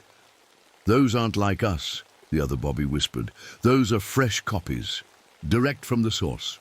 What's the difference? They don't have independent thoughts yet. They're still connected to the thing in the mountain. If they touch you... One of the puppet Bobbies lunged forward, faster than any human should move. We dove into my truck and peeled out of the parking lot. In the rearview mirror, I watched the puppet copies stand perfectly still, all their heads turning in unison to watch us go. Where to? I asked. North. Canada, maybe. The cold seems to slow it down. How do you know all this? He was quiet for a moment. Because I've been running longer than you, and I've made mistakes, lost people, watched entire towns get replaced. We drove through the night, stopping only for gas. At each stop, we checked for signs of other copies. Sometimes we'd see them, a gas station attendant with 2 shadows, a waitress who moved like a marionette. It's learning, the other Bobby said as we crossed into Michigan, getting better at making copies that can pass for human. How long before nobody can tell the difference? Maybe they already can't. I thought about that as we drove. How many people were already copies? How many times had I talked to something wearing a human face without knowing it? Around 3 a.m., we pulled into a rest stop. The parking lot was empty except for 1 other car. As we got out to stretch, the driver of the other car turned to look at us. It was another Bobby Whitman, but this one looked older, grayer. His beard was longer, his clothes more ragged. Well, he said, getting out of his car, looks like the family reunion's starting early. How long have you been running? My companion asked. Running. The older Bobby laughed. Son, I stopped running years ago. I'm hunting now. He opened his trunk. Inside were weapons, guns, explosives, things I didn't recognize. You can't kill it, I said. No, but you can slow it down, make it harder for it to spread. He pulled out a strange device that looked like a modified radio. This detects the frequency they operate on. The fresher. Copies anyway, the ones like us. We're harder to track. How many of us are there? Last count, over 100 Bobby Whitmans. Maybe 1,000 total people, all copies of someone that thing absorbed. He slammed the trunk shut. But here's the real question. What happens when it runs out of mountain? Vote to copy. When it starts replacing people in big cities. We stood there in the dark parking lot, 3 versions of the same man, all fighting the same war. There's a group of us, the older Bobby said. Copies who've figured out what's going on. We're trying to organize, find a way to fight back. Want to join? I looked at the other Bobby, the one who'd knocked on my motel door. He shrugged. Better than running forever. As the sun started to rise, we followed the older Bobby's car north. In the glove compartment, I found another note in my handwriting. The real enemy isn't the copies. It's the thing that makes them. Find the source, stop the spread, and whatever you do, don't trust anyone, not even yourself. Solid advice. But as I looked at the 2 other Bobbies in their cars ahead of me, I wondered, was I following them to join the resistance, or was I being led back to the source? In the mirror, my reflection smiled. I wasn't smiling. We kept driving north anyway. What choice did I have? When you can't trust yourself, you might as well trust other versions of yourself. At least they understood what it was like to not know if you were real. The radio crackled. Breaking news. The CDC reports an unusual phenomenon spreading across the eastern United States. Multiple individuals with identical DNA have been found in different locations. I turned it off. Some news is better left unheard, especially when you're the news. We reached an old hunting lodge in the Upper Peninsula of Michigan just as the first snow started to fall. The older Bobby, we called him Gray now, said this was where the copies gathered to share information. Inside, I counted at least 20 other versions of myself. Some looked exactly like me, others were older, younger, or slightly different. Like someone had been playing with the same face in Photoshop. But it wasn't just Bobbies. There were multiple versions of other people too. 5 Tom Jenkins sat at one table, comparing notes. 3 versions of a woman named Sarah were mapping sightings on a big wall chart. Welcome to the Displaced Persons Club, Gray said. Everyone here knows what they are, or at least what they might be. A younger Bobby approached me. He couldn't have been more than 25, even though I was 32. When were you copied, he asked. I don't know. Maybe Vietnam, maybe after. See, that's the thing. None of us really know. The original Bobby might have died years ago, or maybe he's one of us in this room. He laughed, but it wasn't a happy sound. I've been trying to figure it out for 3 years. Gray called everyone to attention.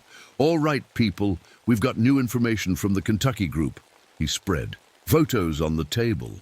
They showed the collapsed mine at Hollow Mountain, but now there were government vehicles everywhere. People in hazmat suits. They're calling it a geological anomaly, Gray said, but they're finding bodies in the mine, hundreds of them, all identical to people who are still walking around. They're going to figure it out, someone said. Maybe that's good, said another. Maybe they can stop it. Gray shook his head. You think the government's going to announce that there's something making copies of people? They'll cover it up. Or worse, try to use it. The room got quiet. We all knew he was right. That night, I couldn't sleep. I kept thinking about those bodies in the mine. Were they failed copies, or were they the originals, and we were all just walking around pretending to be real? I got up and found another Bobby sitting by the window, watching the snow fall. Can't sleep either, I asked. Never can anymore.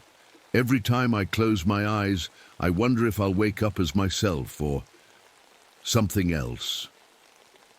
We sat in silence for a while. "You ever think about just stopping?" he asked. "Not fighting it anymore?" "Sometimes. But then I think about all the people who don't know they're being copied, who don't know their loved ones might not be real anymore." "Yeah," he sighed. "I had a wife, before all this. Sometimes I wonder if she's real, or if I just have Bobby Whitman's memories of having a wife." "What was her name?" He opened his mouth to answer, then closed it. His face went pale. I can't remember. Why can't I remember my wife's name?" That's when I noticed something wrong with his reflection in the window. It wasn't moving when he moved. It was just staring at us. "We need to get Gray," I said quietly, but when I turned around, the other Bobby was gone. There was just his empty chair, still warm. I ran to find Gray, but the hallways of the lodge seemed longer than before.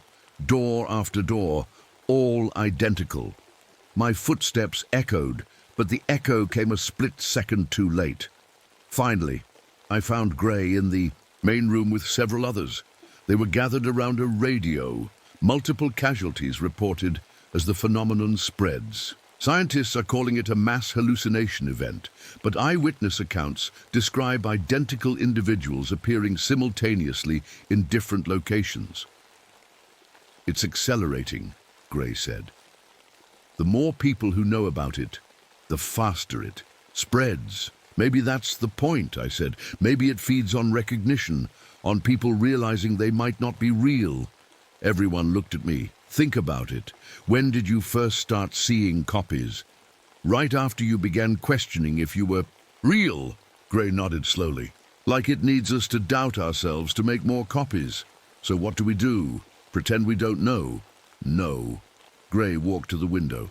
"We find the source, the real source, not just that cave in Kentucky." "How?" "By following the pattern backwards. Find the oldest copies, talk to them, figure out where this really started." That's when Sarah, one of the Sarahs, spoke up. "I might know someone. There's a man in Montana who claims he's been seeing copies of himself since World War II. "That's impossible," someone said. "Is it?" Gray asked.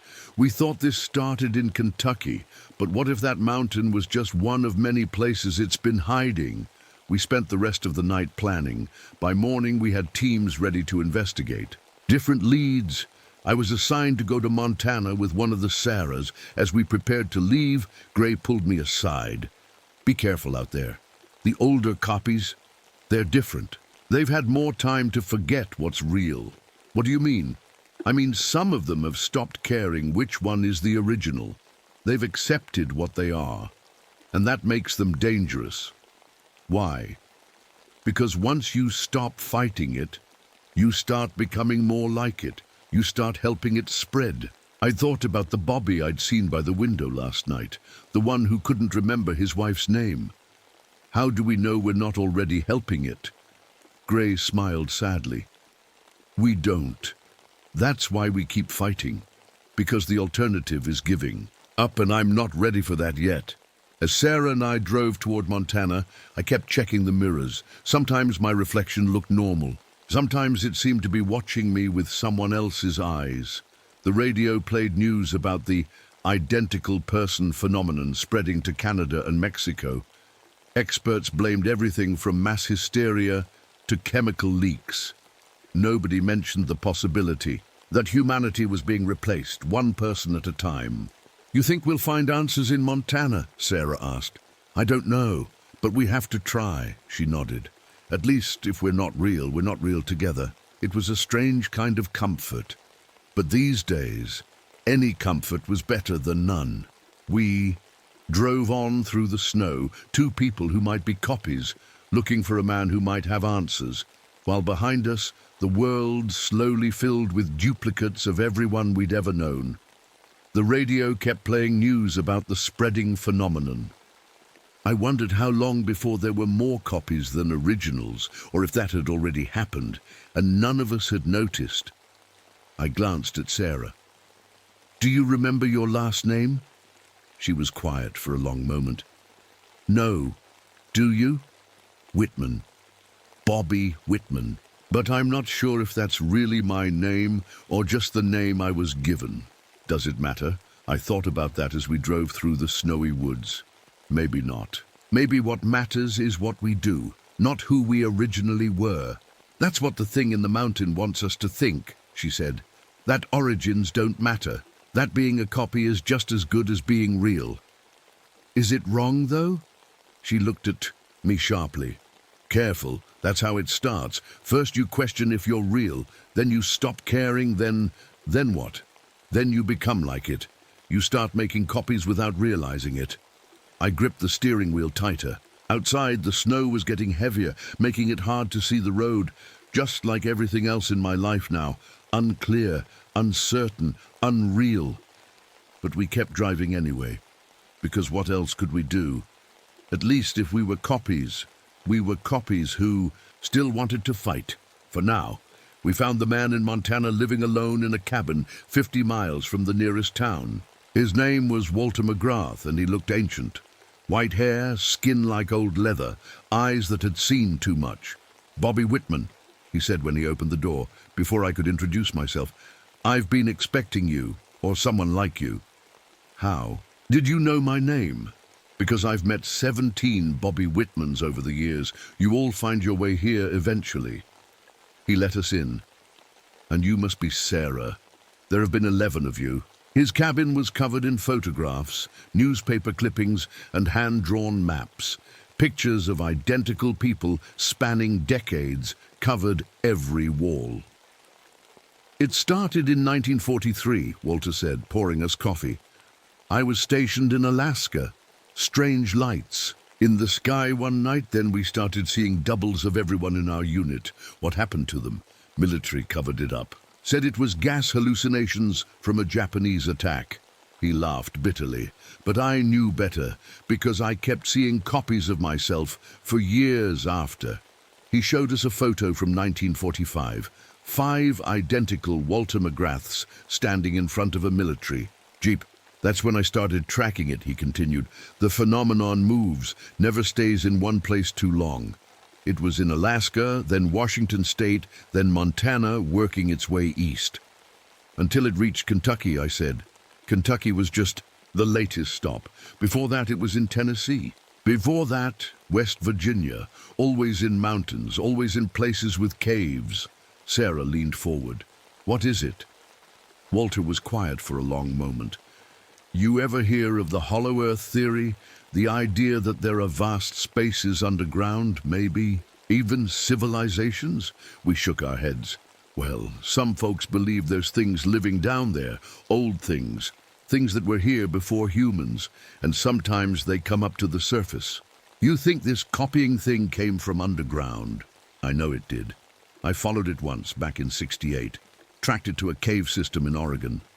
Went deeper than any man should go. His hands shook as he lifted his coffee cup. What I saw down there, rooms made of flesh, walls that breathed, and in the center, something that looked like a massive brain made of black oil. Did you try to destroy it? Can't destroy something that's part of the earth itself. It's like trying to kill gravity. Best you can do is run, warn others, and hope it doesn't follow you. But it is following, Sarah said. It's spreading faster now. Walter nodded grimly. Because more people know about it. The internet, TV, radio, information spreads instantly now, and so does the phenomenon. How do we stop it? You don't. You adapt. You learn to recognize the copies. You build communities of people who know the truth.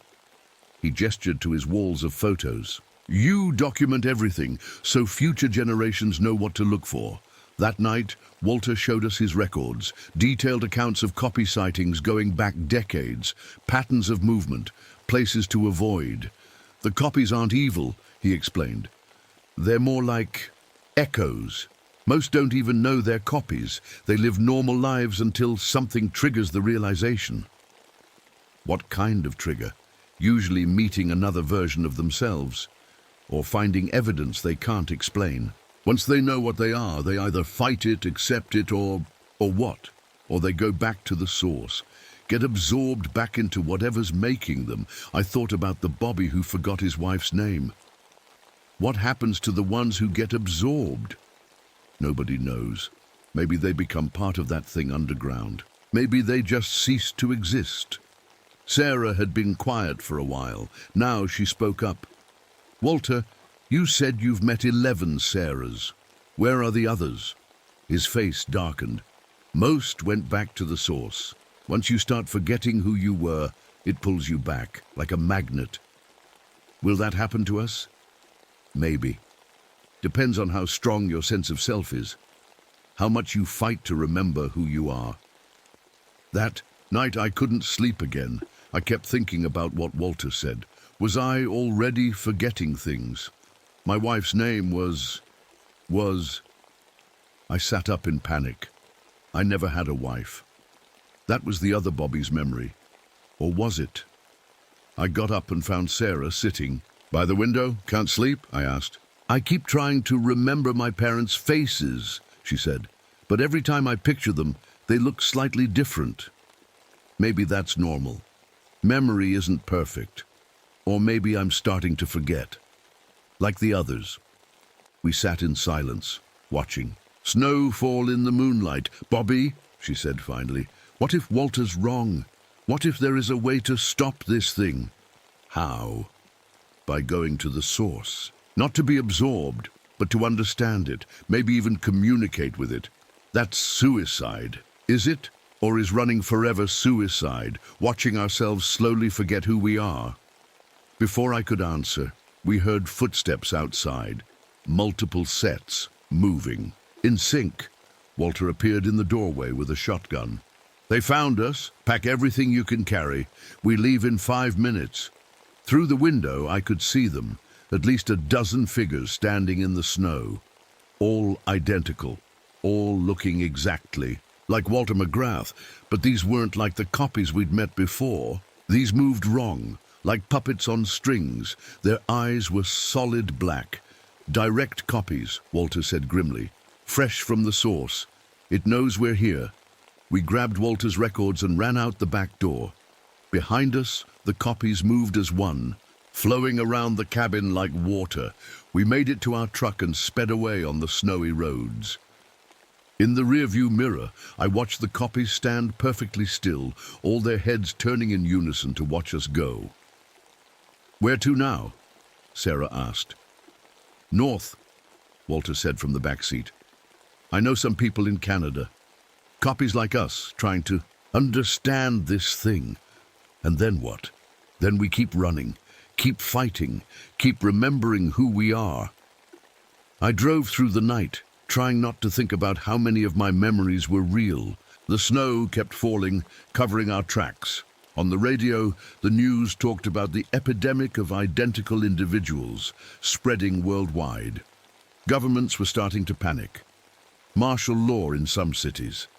It's happening faster than I thought, Walter muttered. Maybe that's good, Sarah said. The more people know, the harder it is to cover up. Or the more people know, the faster it spreads, I countered. We drove in silence after that, 3 people who might or might not be real, carrying documents about a phenomenon that was either humanity's biggest threat or its next stage of evolution. In my pocket, I felt another note in my handwriting. Trust no one, not even yourself. The source is calling us home. I crumpled it up and threw it out the window. I wasn't ready to go home yet, not until I understood what home really meant. The snow continued to fall, burying the old world under a white blanket. Tomorrow there would be more copies, more people wondering if they were real. But tonight, we were still ourselves, or at least we thought we were, and sometimes thinking is all you have. We drove for 3 days straight, taking turns at the wheel. Walter guided us to a secret meeting place in Manitoba, an abandoned military base where copies from all over North America gathered. The base was massive. Hundreds of people were there, maybe thousands. I saw multiple versions of everyone. 20 Walters, 30 Sarahs, and more Bobby Whitmans than I could count. This is the resistance, Walter said. Every person here knows what they are. and we're all working to find answers. In the main building, they had set up a command center. Maps covered the walls, showing the spread of the phenomenon. Red dots marked confirmed copy sightings. The dots were everywhere now, every major city, every country. "It's too late to stop the spread," said one of the Walters, this one wearing a military uniform. "But we might be able to communicate with it." "Communicate how?" I asked. "We've been studying the patterns, the way copies move, the way they think. It's not random. There's an intelligence behind it. They showed us video footage from security, cameras, copies moving in perfect synchronization across different cities, all stopping at the same moment, all turning their heads the same way." "It's like a hive mind," Sarah said. "Exactly. And we think we've found a way to tap into it." They led us to a room where a Bobby Whitman sat connected to strange equipment, wires attached to his head, monitors showing brain waves. "He volunteered to let us study his connection to the source," Military Walter explained. "When copies get close to forgetting who they are, they start receiving signals." The Bobby in the chair looked peaceful, but his eyes were solid black. "What's he experiencing?" I asked. "Direct communication with the entity. He says it's not hostile. It's trying to preserve us." Preserve us? Think about it. What if the original humans are dying out? Disease, war, pollution. What if this entity is trying to save humanity by making copies, backups of everyone? The idea made my skin crawl. But we lose ourselves in the process. Do we? Or do we become part of something bigger? I noticed several people nodding in agreement. The thought terrified me. How many in this resistance were already starting to side with the entity? That night, I found the original Walter, our Walter, sitting alone. "You're worried," he said, "aren't you? Half these people sound like they want to join that thing. Maybe they're right. Maybe fighting is pointless." "Not you too," he sighed. "I'm tired, Bobby. I've been running for 40 years, watching the world. Fill up with copies. Maybe it's time to accept what's happening. Or maybe that's what it wants us to think." Before he could respond, alarms started blaring. People ran through the halls, shouting. "What's happening?" Sarah asked, joining us. "The source!" someone yelled. "It's here!" We ran outside. In the sky above the base, something impossible hung in the air. It looked like a black hole made of oil, slowly rotating. From it, drops fell like rain.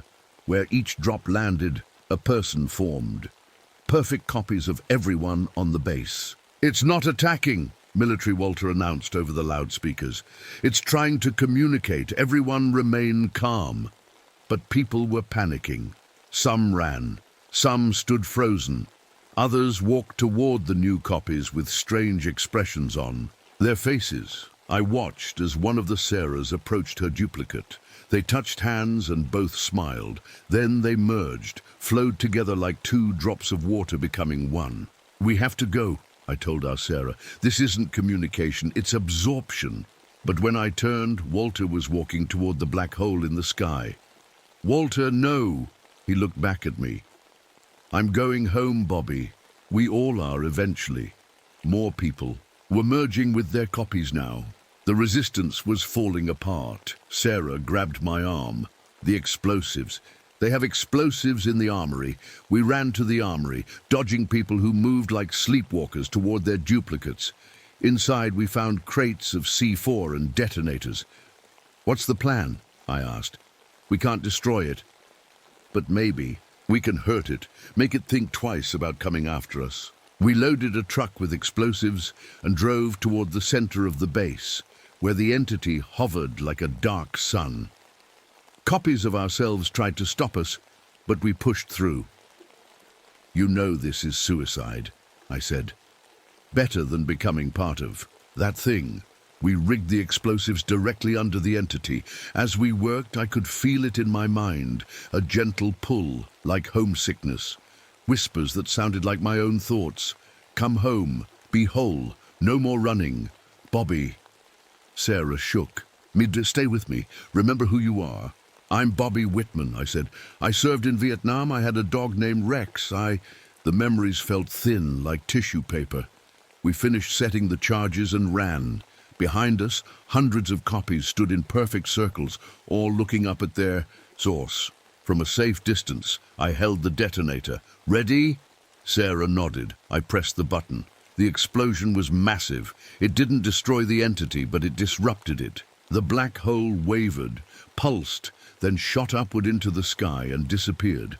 The copies collapsed like puppets with cut strings. When the dust settled, only a few dozen people remained, the ones who hadn't merged. We stood among hundreds of empty bodies that were already dissolving into black oil. Did we win? Sarah asked. No, we just bought some time. Among the survivors, I saw one other, Bobby Whitman. We looked at each other across the ruins. Which one of us is real? He asked. Does it matter anymore? He smiled sadly and walked away. Sarah and I returned to the States. The news stopped reporting on the identical person phenomenon. Governments pretended it never happened, but we knew better. We settled in a small town in Oregon. Sometimes I'd see another version of myself across the street. Sometimes Sarah would pass her duplicate in the grocery store. We learned to live with it every night. I checked the sky for black holes. Every morning I count my memories, making sure they're still mine, and sometimes late at night I wonder if the entity was right. If being copied is just the next step in human evolution. If holding on to our individual selves is just stubborn pride. But then I remember Rex. I remember Vietnam. I remember the explosion in Manitoba. I remember that I chose to stay myself, even if I'm not sure anymore who that is. The entity is still out there, still making copies, still calling us home, but I'm not ready to answer that call. Not yet. Maybe. Not ever. Even if I'm just an echo of someone who once existed, I'm an echo that wants to keep echoing, and that has to count for something, doesn't it?